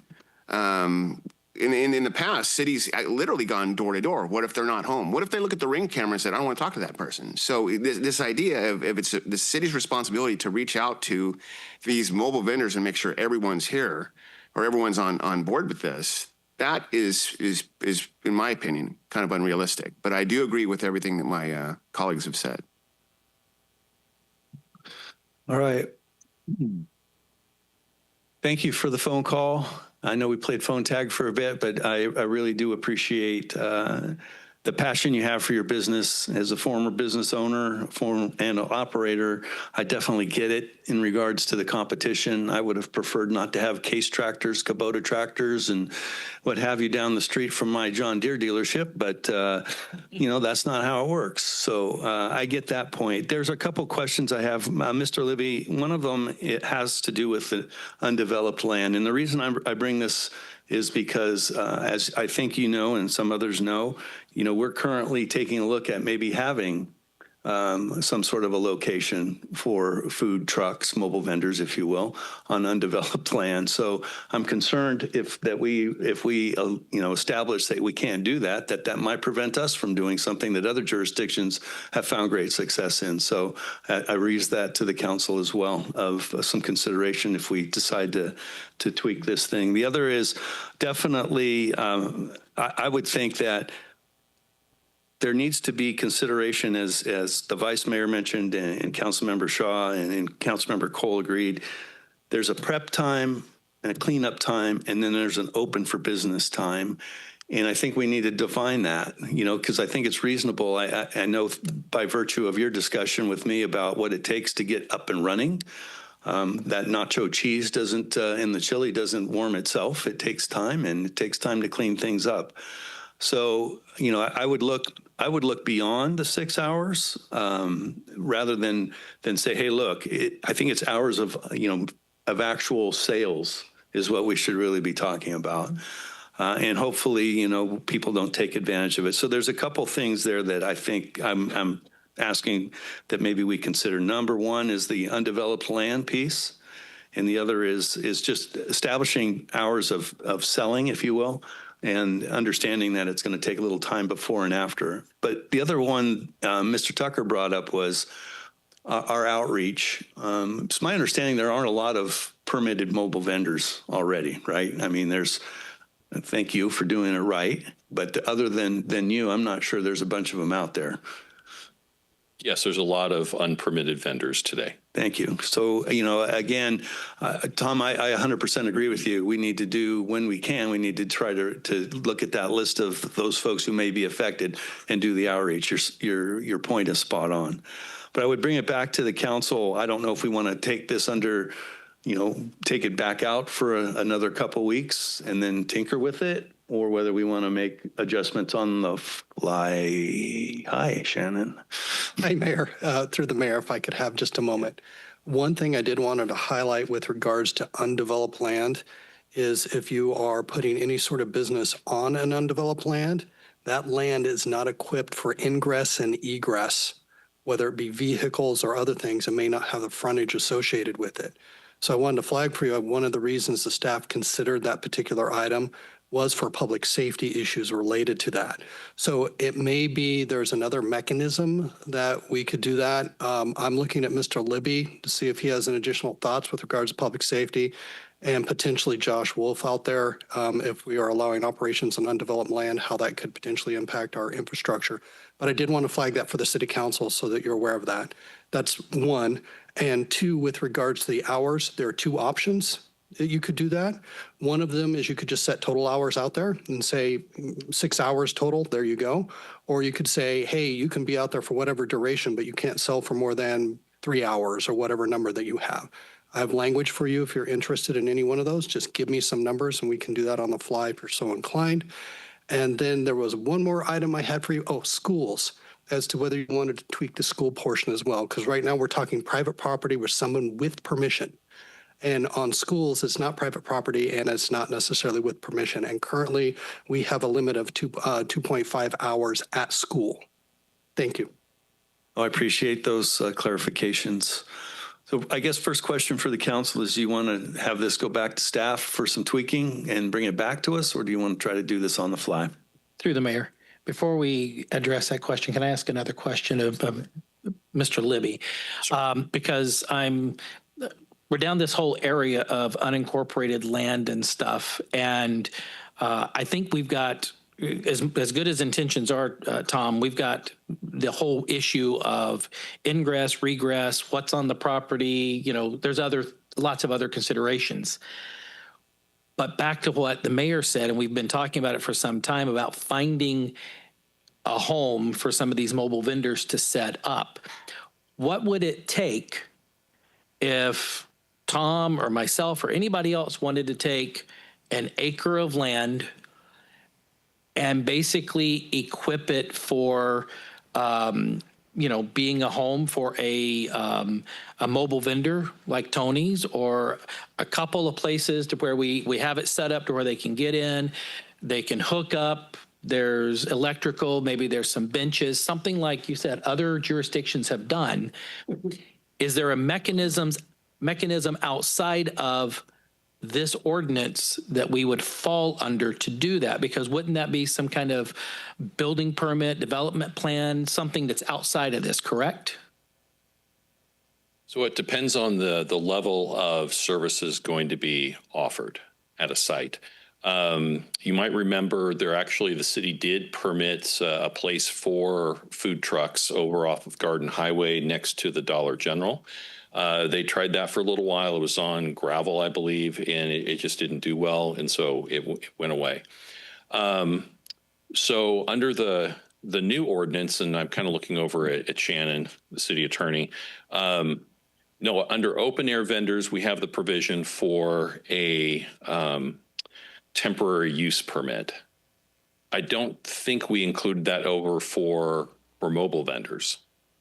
That's correct. There is no temporary use permit mechanism right now for mobile vendors. I'll double check because let me check. I think we could very easily include one and then have that ready for adoption. Yes, and Mayor, I appreciate that we're trying to work out a policy issue here, so thank you so much for your patience. But that would allow staff the opportunity to look at the site itself for safety issues. Yeah. So if a site was appropriately safe or could be utilized safely, then certainly a temporary use permit could be ministerially issued by staff. Correct. For use of that site, or a site even pre-approved, versus more complicated sites would have to be able to go through a process, a use permit or whatever is necessary for that. So I think that's, looking at you, Doug, and based on our conversation here, I think that's an option, I guess is what we're saying to the city council. I'm hearing you correctly saying we keep tweaking this, but you can work something in there so we can do that. Yes. Gotcha. Okay. Got a yes. I got a yes. It's like you can do this or you can do that. We got it. So. I'm a little confused. Summarize that for me. Were we moving forward, tweaking this now, or are we going to shelve it and rework it and bring it back? So from staff's perspective, if there was a consensus of the council for how many hours you would like to allow a food truck operator to be able to stay, that's an easy change. Easy change. So as far as the other part of it, as far as incorporating a temporary use permit, we have that basic language already in the open air vending section. We would basically redo it into the mobile vending portion of it. It's not a big change. It's not a big deal. So as long as you provide us with that direction, we can move forward tonight. Through the mayor. Oh, thank you very much. I appreciate that, Councilmember. Through the mayor, if I may, could I make a suggestion? This may have an impact, and hopefully it does have an impact on bad operators. But my suggestion is that we want to get this right, and I think that's where the council is tonight. So my suggestion, totally up to the council, give us the parameters that you want. Let Doug and I go back, put this out there and get it written up. And we'll just reintroduce it at the next meeting. That'll give Tony an opportunity and anybody else that's interested in an opportunity to see the changes that have been made. And then we can bring those back to the city council. And then if we need to tweak at the next meeting, we can do that. That way we're not doing it on the fly tonight. That sounds good to me. Council, are you okay with that? So 2 questions. Number 1, and probably foremost, hours of operation. How do you want to approach that? I mean, I'm for, gosh darn it, Shannon, you said it better than I did. There's a time that you can be open to sell, understanding that there's time at the end and the beginning to clean up. A total sales time. Total sales time. Okay, through the mayor. This is not my area of expertise, but I would just worry that it would be more difficult to enforce if there was a set time to set up and take down and then hours to sell, I'm totally fine with that. But would it be a little more difficult to enforce? You're the enforcer. So, folks like Tony, he says he operates generally, probably 4 hours a day or something like that. That's not going to be the problem. When we get the information that someone's operating 8 to 10 hours a day, is brought to our attention, we would then have to follow up and investigate. I don't think it's necessarily a problem with setting a time. Hold on for a second. Hold on. So, Mr. Tony, you're as much a subject matter expert as anybody in this room right now. What would you consider to be, given everything we're trying to accomplish and everything that you've enlightened us about, if we were talking about a total time on site, what's that for you?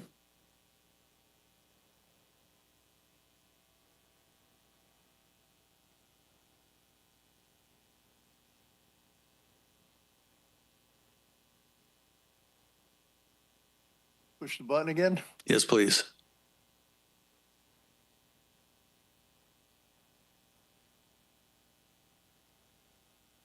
Sorry. If you're talking about setup time versus open window time, I realistically could probably set up in 1 hour. And I could tear down in 1 hour if I'm moving. The problem I have is with all my deep fryers, my sinks of water, hot water. I would say realistically, I would like 6 hours. And I would like an hour setup and an hour tear down. I would never exceed that. But I think realistically that works for the parameters of my kitchen. So are you saying 6 hours total time? 6 hours open window time, an hour on both ends, so 8 hours total time. Okay. Through the mayor. Just trying to book in this because you said an hour, basically, if you're hustling, you can do it. And you're going to have winter months in there that temperatures got to rise and stuff. What just hit me was sales time open to the public, no more than 6 hours. Total time on site, no more than 9 hours. Because that gives you your bookends, but that gives you your 6 hours. That's adequate. Thank you. Thank you.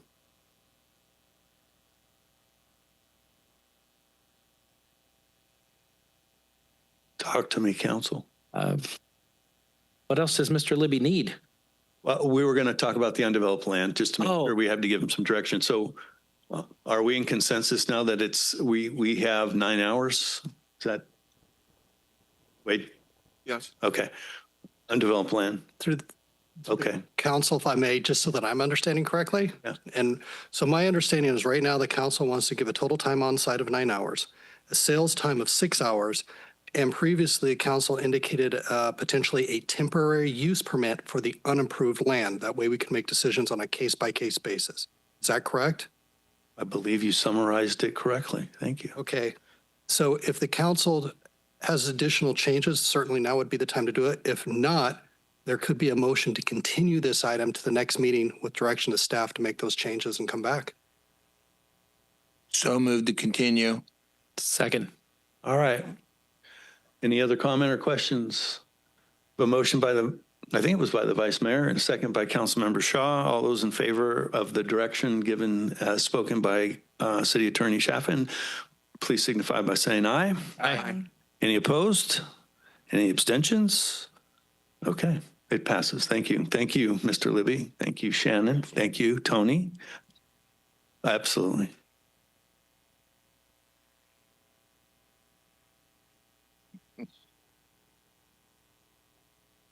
It's a good question. Are we willing to? Could I suggest that we reopen this item, Mayor? Okay. Thank you. Do I As have? long as you say, okay, it's reopened, I'm good. It's okay, good. And I think, Mr. Libby, correct me if I'm wrong, but it's actually 600 feet for the movement area. So if you're operating on private property and you're on there, you have to move. So right now, what that would look like, you could spend your total time 9 hours on the site. Then after 9 total hours, you'd have to move at least 600 feet.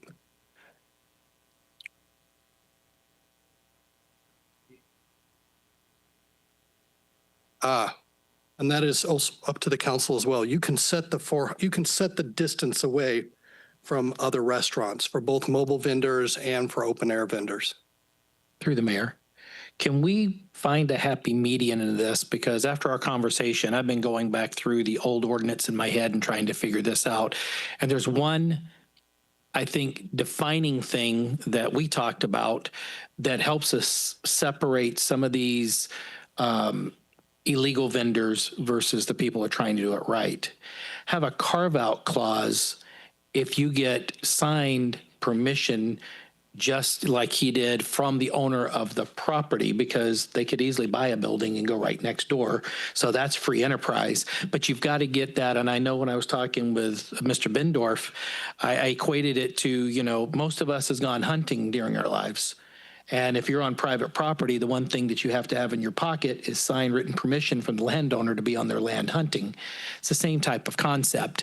So a way that we could make the rules of the 600 feet across the board stand, but yet give a carve out is if the legal vendors and mobile units are getting permission to do this, and that just be that extra hurdle you have to jump over, but it's not a high hurdle, because if you're doing it right like you did and you talked to them at Home Depot, they gave you permission, but that also stops the food trucks that just roll up, because guess what, Tony, you're selling great hot dogs and they want to sell, you know, whatever next to you. It's not going to happen because they don't have permission to be there. So I don't know. I offer that up. So I think what you're saying is there's a differentiation between a mobile vendor who's operating without permission of the property owner and one that is operating with the permission of a property owner, and I would agree with that. If they're on premise with written authorization, then I would say that the limits on distance should not exist. I agree. Okay. Do I have to take another vote? I'm holding. Through the mayor, if I may, I just want to make sure we're on the same page as I'm reading this. So the way that it currently says is if you're not on private property, you got to move at least 600 feet every 30 minutes. And if you are in, there are some exceptions for reoccurring items and schools. We talked about the 2.5, but it says a mobile vendor operating lawfully on private property, i.e. not on the public right of way. I've taken the operating lawfully means with the permission of the property owner. So that's already kind of baked in there. So if it's already requires the permission of the property owner and it says you're going to have to move 600 feet, the city council has the authorization to say, no, you know, if you've got the permission of the property owner and we're going to allow you to be there 9 hours a day, we don't need you to move 600 feet. You could either remove the 600 feet, you could reduce it to 300 feet, you could do whatever you like for that. That's a separate component from how far do I need to be away from brick and mortar restaurants? And I believe that component right now, and I'm looking at Doug, is 400 feet for the brick and mortar restaurants. So there's two separate issues going here. And if the council has any guidance on those issues, be happy to receive it. What's a restraining order normally? There you go. Okay. Yeah, it depends on the mood the judge is in. Exactly. I was going to say it depends how angry the judge is at the person. But one of the considerations that you could have is, you know, if you could do a carve out if the brick and mortar restaurants, for example, are fine with it. If you're I don't know, a sit down steak place, I don't think that. Yeah, it's not going to affect somebody that wants to sell tacos. You have different customer bases. So one, and I'm not saying it's a good idea. I'm just saying this is an approach. One approach is to say, hey, if the restaurant doesn't care and they say, hey, we don't care, you know, bring your hot dogs here, we're fine. That's one way to get around that. You could put in that safety valve for the 400 feet. Another one is you could just change the distance from 400 feet to say 300 feet or 200 feet, whatever that happens to be. It's up to you. I'm good with 100 feet. I'm still trying to go back to the simplest of things, and I'm thinking of the signed permission from the landowner is the trump card, you know? That is it overturns everything. If you have signed permission, then the 400 feet doesn't apply, the 100 feet for a restraining order doesn't apply, the 600 feet for moving. If you've got permission to be there, whether there's money being exchanged for rent or not, you got permission to be there.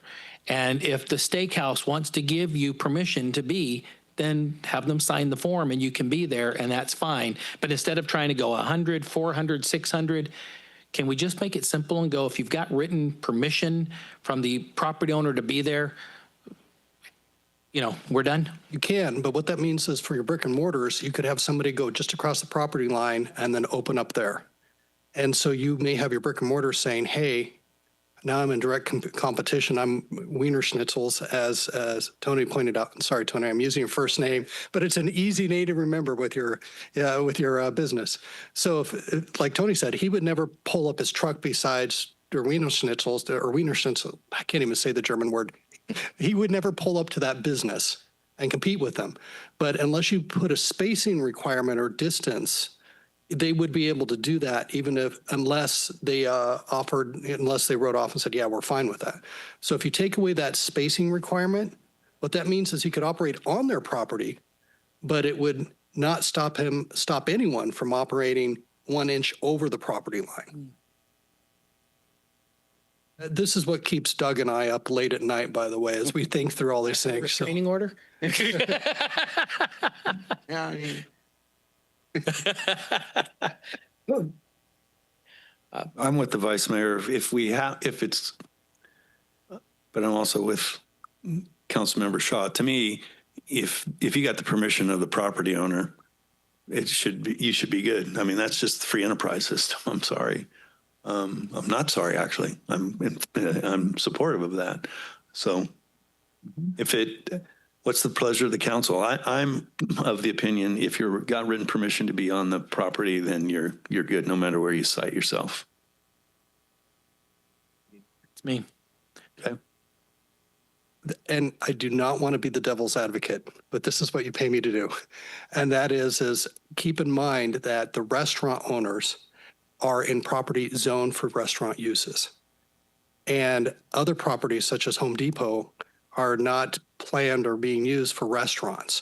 So they may not have expected that competition. So it's almost baseball season. Let me throw a knuckleball in here. Because you're taking this back for some tweaking, perhaps we should take a little time and reach out to our restaurant association and see if they have some input. That would be fair. That goes along with what Mr. Tucker said earlier. I mean, if you're going to impact somebody, I do believe there is a restaurant association still in town. Okay. We can certainly do that. It'd probably be premature to think that we're going to come back on April 7th. Understand. Okay. Yeah, no. I want to give them I want to give you some time, but certainly I want to give them some time. And obviously, I think you got some pretty good flavor from where this council's at. I do think it is reasonable for restaurants to have some input or some say, but at the same time, as we've all kind of alluded to here, let the buyer be the buyer. Okay. Understood. So for the purposes of clarity, council, this is what I understand the council's direction is. Total time on site on private property is 9 hours. Sales time, 6 hours. Temporary use permit for unimproved lots. Reach out to the Restaurant Association for distance input from brick and mortars for operation. That still leaves one more, and that is the on-site. Currently, the proposed ordinance says, hey, once you've been in operation for a certain period of time, 9 hours now, you need to move 600 feet. Did the city council want to change that, or are you fine with that number? I wasn't clear. It didn't look like you were fine with it, and I just want to make sure we don't miss that component. you've been there 9 hours. Yeah. So, okay, I'm seeing 5 nods to keep the 600 feet. Thank you. That's very helpful.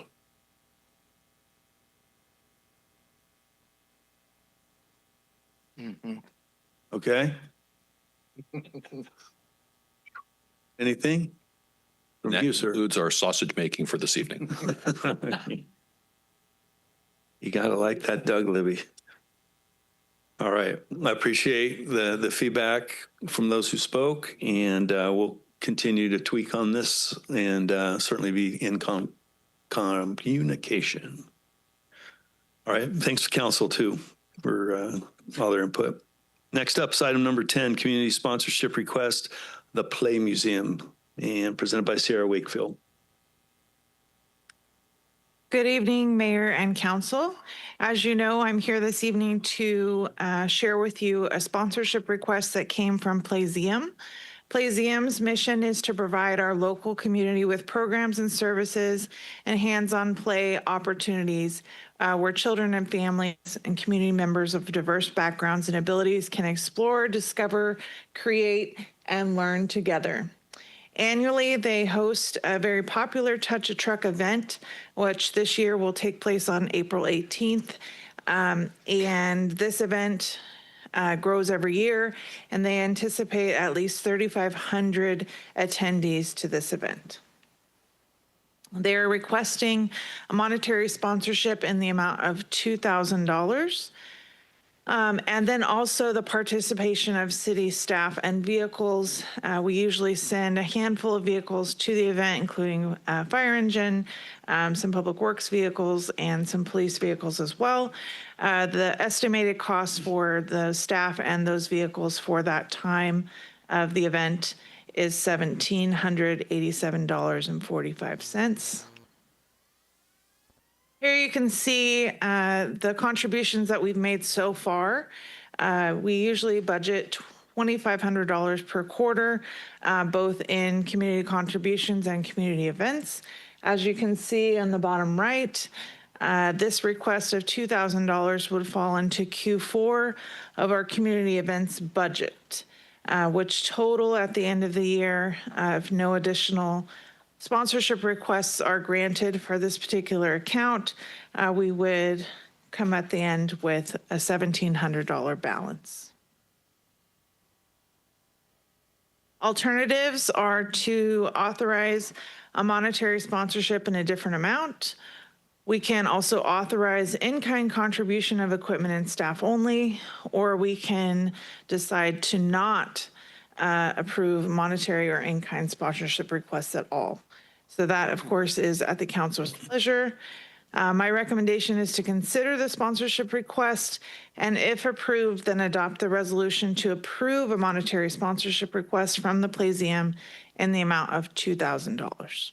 I'm happy to answer any questions, and Stacy Howell, the executive director from Playseum, is here as well if you'd like to ask her about the event specifically.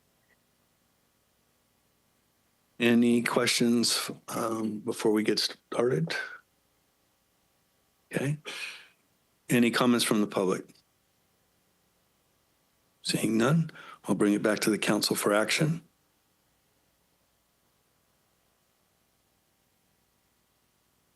Through the mayor, I'd like to make a motion to adopt a resolution approving the sponsorship request for the Playseum in the amount of $2,000.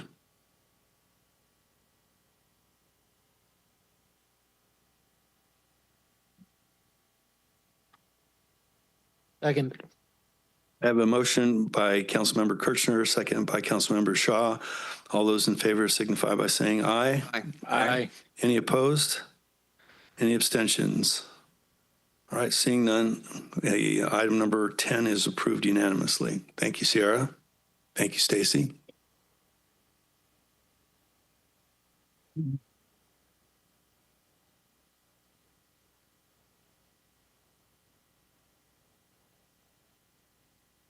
Okay, item 12, adoption of the utilities rate studies and initiation of a Proposition 218 process.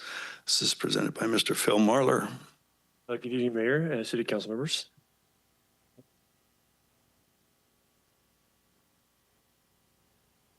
Testing. So the item I bring for you tonight is the adoption of the utilities rate studies and initiation of the Proposition 218 process. This is going to be a little more of the same as last meeting with some updated recommendations. So this presentation focuses on our system needs, financial outlook, and recommended actions moving forward. So the utilities infrastructure and operations. The utilities department provides essential services to over 2,000 water and 20,000 and 16,000 sewer connections. These systems operate 24/7 to protect public health and ensure regulatory compliance. Some background on the rate studies. The water and wastewater rates were last adjusted in 2016. Since then, inflation, energy costs, materials, and labor have significantly increased, and regulatory requirements continue to become more stringent. Much of our infrastructure is over 50 years old, and our current revenues do not fully cover operations, capital replacement, and long-term needs. The water system and capital improvement needs. Like I said before, we serve over 20,000 water connections, which include 280 miles of distribution pipelines. We employ 25 full-time employees. We can treat up to 36 million gallons a day utilizing Feather River surface water and 2 groundwater wells. The system was originally built in 1969, and the aging infrastructure requires reinvestment to remain reliable.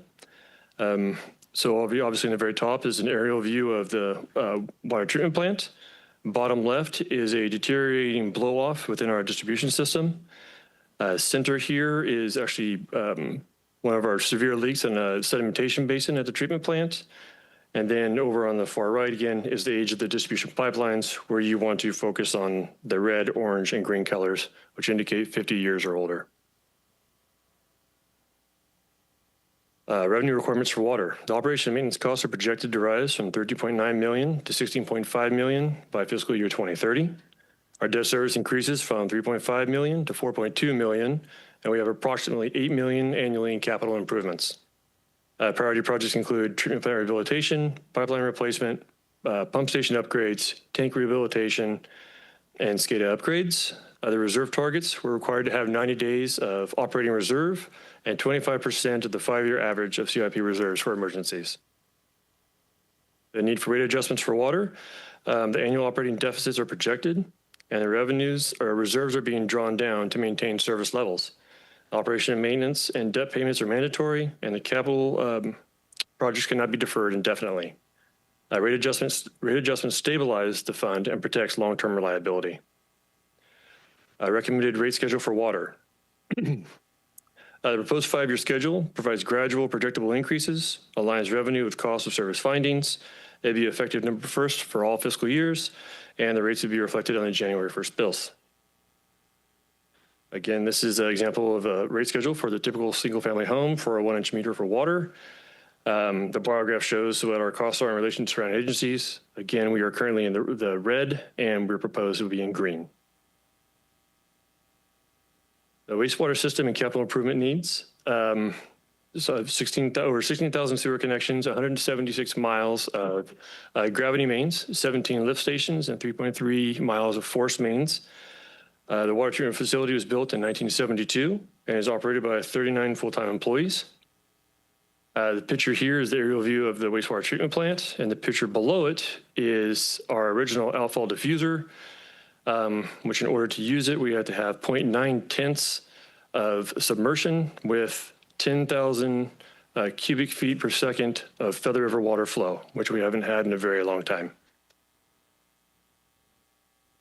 So additional capital improvement needs for wastewater. So at the top left is going to be a secondary clarifier after repairs to some of the damaged bottom arms. Bottom left is actually inspection of one of our sewer mains. This thing in the very back distance there is a giant root ball, which was blocking flow for this particular main. And then, of course, on the right-hand side, like last time, the colors indicate deteriorating and vulnerable pipe sections, and you'd want to focus on the red, orange, yellow, and neon green. So revenue, wastewater revenue requirements. So operation and maintenance projected to increase from $16.1 million to $19 million by fiscal year 2030. Debt service increases from $3.4 million to $6.9 million, and we have approximately $7.9 million annually in capital improvements. Priority projects include lift station rehabilitation, treatment upgrades, compliance improvements, pipeline rehabilitation, and equipment modernization.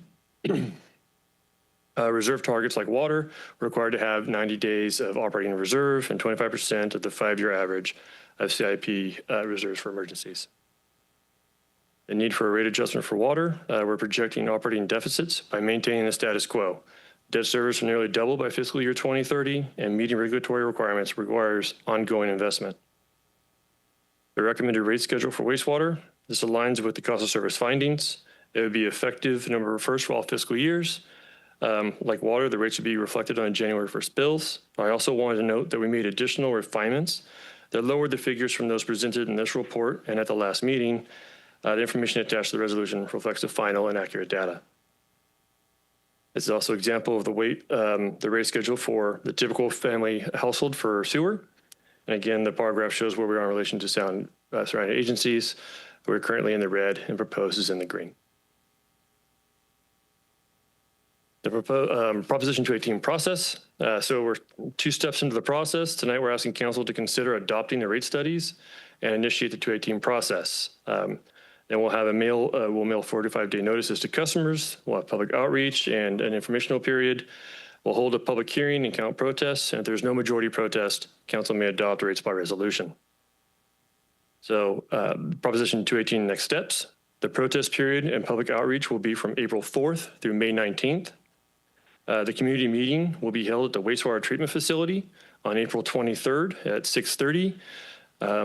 And that facility is located at 302 Burns Drive in New City. And staff recommends accepting results of adopting the 2026 water and wastewater rate studies, initiating a Proposition 218 process and approving the form of the notice for Proposition 218 protest hearing, and setting the protest hearing for May 19th, 2026 at 6 p.m. here at the council chambers. With that, I'd be happy to answer any questions you might have. Any questions for Mr. Marler?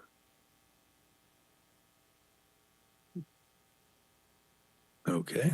Any comments from the public? All right, seeing none, bring it back to the council for action. Through the mayor, move to take action on item 12, A, B, and C. Second. All right, I have a motion by Vice Mayor Pasquale, second by Councilmember Cole. All those in favor signify by saying aye. Aye. Aye. Any opposed? Any abstentions? Hearing none, item 12 passes unanimously. Item number 13, future agenda items. Anybody have anything for the future? Oh, by the way, thank you, Mr. Marler. Thank you, Scarlett. Forgot to mention that. My bad. All right, reports and communications, not item, I guess it is item. Item number 14. That's you, Mr. Bendor. Thank you, Mr. Mayor, council members. I just had one update for you, and it's more informational than anything. Over the next few weeks, you will see a series of meetings that are being scheduled with certain community groups, community members, through a joint effort with Sutter County, Yuba City, and Live Oak. So we have been in the process of surveying our residents over the last few months and determining what their priorities are. Having that discussion with not only residents in Yuba City, but the unincorporated area of Sutter County, and at minimal in Live Oak for right now, but that's coming. But again, it's just to determine the priorities for folks out in our communities, listen to them, and folks at those meetings will be myself, your fire chief, police chief, your public works director, et cetera. And we've been working on those presentations of what we'll be discussing with our residents and businesses over the next few months, but you'll see those meetings start to get set up and be announced. Again, we need to explore all options of service levels of what folks expect of us as a municipal service provider. And this will help us get to that and determine what those next steps are for not only the council, but the Board of Supervisors and Live Oak as well. So just wanted to let you know that was coming. We're really looking forward to it. We've made a lot of progress, and not in a vacuum. We've made a lot of progress by working together, actually, and coming up with the presentations. I don't think Kim is online anymore, but Kim has been instrumental, as well as the rest of the team from Yuba City and the team from Sutter County. That's all I have to report, Mr. Mayor. Thank you, Mr. Bendorf. City Council reports, Councilmember Cole. I have nothing pressing to report, Mayor. Thanks. Thank you. All right, Councilmember Kirchner. Thank you, Mr. Mayor. Starting at the top, Gil Sizer, let's say it together, was canceled. Regional Water Authority, we got an update on Proposition 4. Proposition 4 passed in 2024. It's the Drought Preparedness and Clean Water Bond Act of 2024. Authorizes $10 billion in general obligation bonds. So that's the discussion. This discussion centered on that. Mr. Wolf did an amazing job putting together a neighborhood meeting in my neck of the woods. McCune and Sanborn, we all know about the issue there, but the county was there in full force. Appreciate that. The city was as well. I think we got to a consensus, and folks love to be heard, and they were certainly heard. So thank you for your time and efforts on that. Mosquito Vector, I'd like to thank Steve for his great presentation today. We approval of the audit. Also of the aerial surveillance of the backyard pools he talked about, and approval of application of pesticides. Attended the Bi-County 50th anniversary, which was well attended. Homeless Consortium focused on habitat. On our side of the river, it focused on the habitat and their progress over on Walton. Homeland, they're going to town on Walton. So we look forward to seeing good things there. And lastly, looking forward to seeing everybody at the Buckeye Parade this week. And that concludes my reports. Thank you. Councilmember Shaw. Thank you, Mr. Mayor. Nothing to report, but I just want to say thank you, Vice Mayor, for covering for me. I've been buried lately in work, so I appreciate it. And that brings us to Vice Mayor Pasquale. Thank you, Mayor. Just two things. St. Patrick's lunch at the senior center was very well attended. Those people were hungry people. I didn't get lunch though. I was working, which is fine. There were a lot of happy people. It was really a good luncheon. And on Saturday, I was requested to do the emceeing for the Rotary speech contest. We had 7 contestants, all really sharp kids from all over the Rotary area, and very well attended by groups of people. And the kids were, it's great to see their ability to get up in front of people and communicate effectively in a very stressful situation. I can't even imagine being that young and doing what a lot of them had done. And with that, I conclude my report. Thank you. Mine's pretty short. Want to give a big applause to the Senior Commission and the corned beef and cabbage, and special shout out for keeping me low on the down low. And another special shout out. The Vice Mayor was very active pushing around a big garbage can. So I think, he was very active. There are a lot of people. How many people did you have, if you don't mind me asking? Wow, excellent. Oh, very good. Very good. I had the opportunity or was invited to serve as a quilt judge for the Valley Quilt Guild. 200 plus quilts and very nice stuff. That's the first time I've ever been exposed to that many quilts, and it was a little tough to judge. I chose to select one that was going to be donated to first responders. Go figure. And just another final shout out to Bi-County Ambulance. Their operation over there, when you go over there, if you ever get a chance to go over and see what they're doing and the investment that they've made in providing service to our community, certainly gives you a good feeling and a feeling of comfort should your need arise. I feel good about it anyway. With that, this meeting is adjourned. Thank you for all those who attended. Watch the 2026 Buckeye Parade and Firing of the Bombs, March 21st and 22nd, right here on Yuba-Sutter.LIVE. Presented by Comfort Keepers of Yuba-Sutter and Nevada counties, our live parade coverage from Marysville's Chinatown starts just after 11 a.m. Saturday, with firing of the bombs at 4 p.m. Sunday. We'll have unscheduled reports from other parts of the Bacchae Festival downtown. Couldn't catch the live streams? Watch our replay with festival coverage, 7 p.m. Sunday, March 22nd. The 2026 Bacchae Parade and Firing of the Bombs. Presented by Comfort Keepers of Yuba-Sutter and Nevada counties, March 21st and 22nd, right here on Yuba-Sutter.LIVE. Watch the 2026 Bacchae Parade and Firing of the Bombs next weekend, right here on Yuba-Sutter.LIVE. I'm Shane Griego. And I'm Ted Langell, Yuba-Sutter.LIve. Our live parade coverage from Marysville's Chinatown starts just after 11 a.m. on Saturday the 21st. And we'll have the firing of the bombs at 4 p.m. Sunday the 22nd from just down the street at 1st and C. Presented by Comfort Keepers of Yuba-Sutter and Nevada counties. We'll have unscheduled reports from other parts of the Bacchae Festival downtown. Couldn't catch the live streams? Watch our replay with festival coverage 7 p.m. Sunday, March 22nd. The 2026 Bacchae Parade and Firing of the Bombs. Presented by Comfort Keepers of Yuba-Sutter and Nevada counties. Next weekend right here on Yuba-Sutter.LIVE. Yuba-Sutter.LIVE. It's the truth that comes through.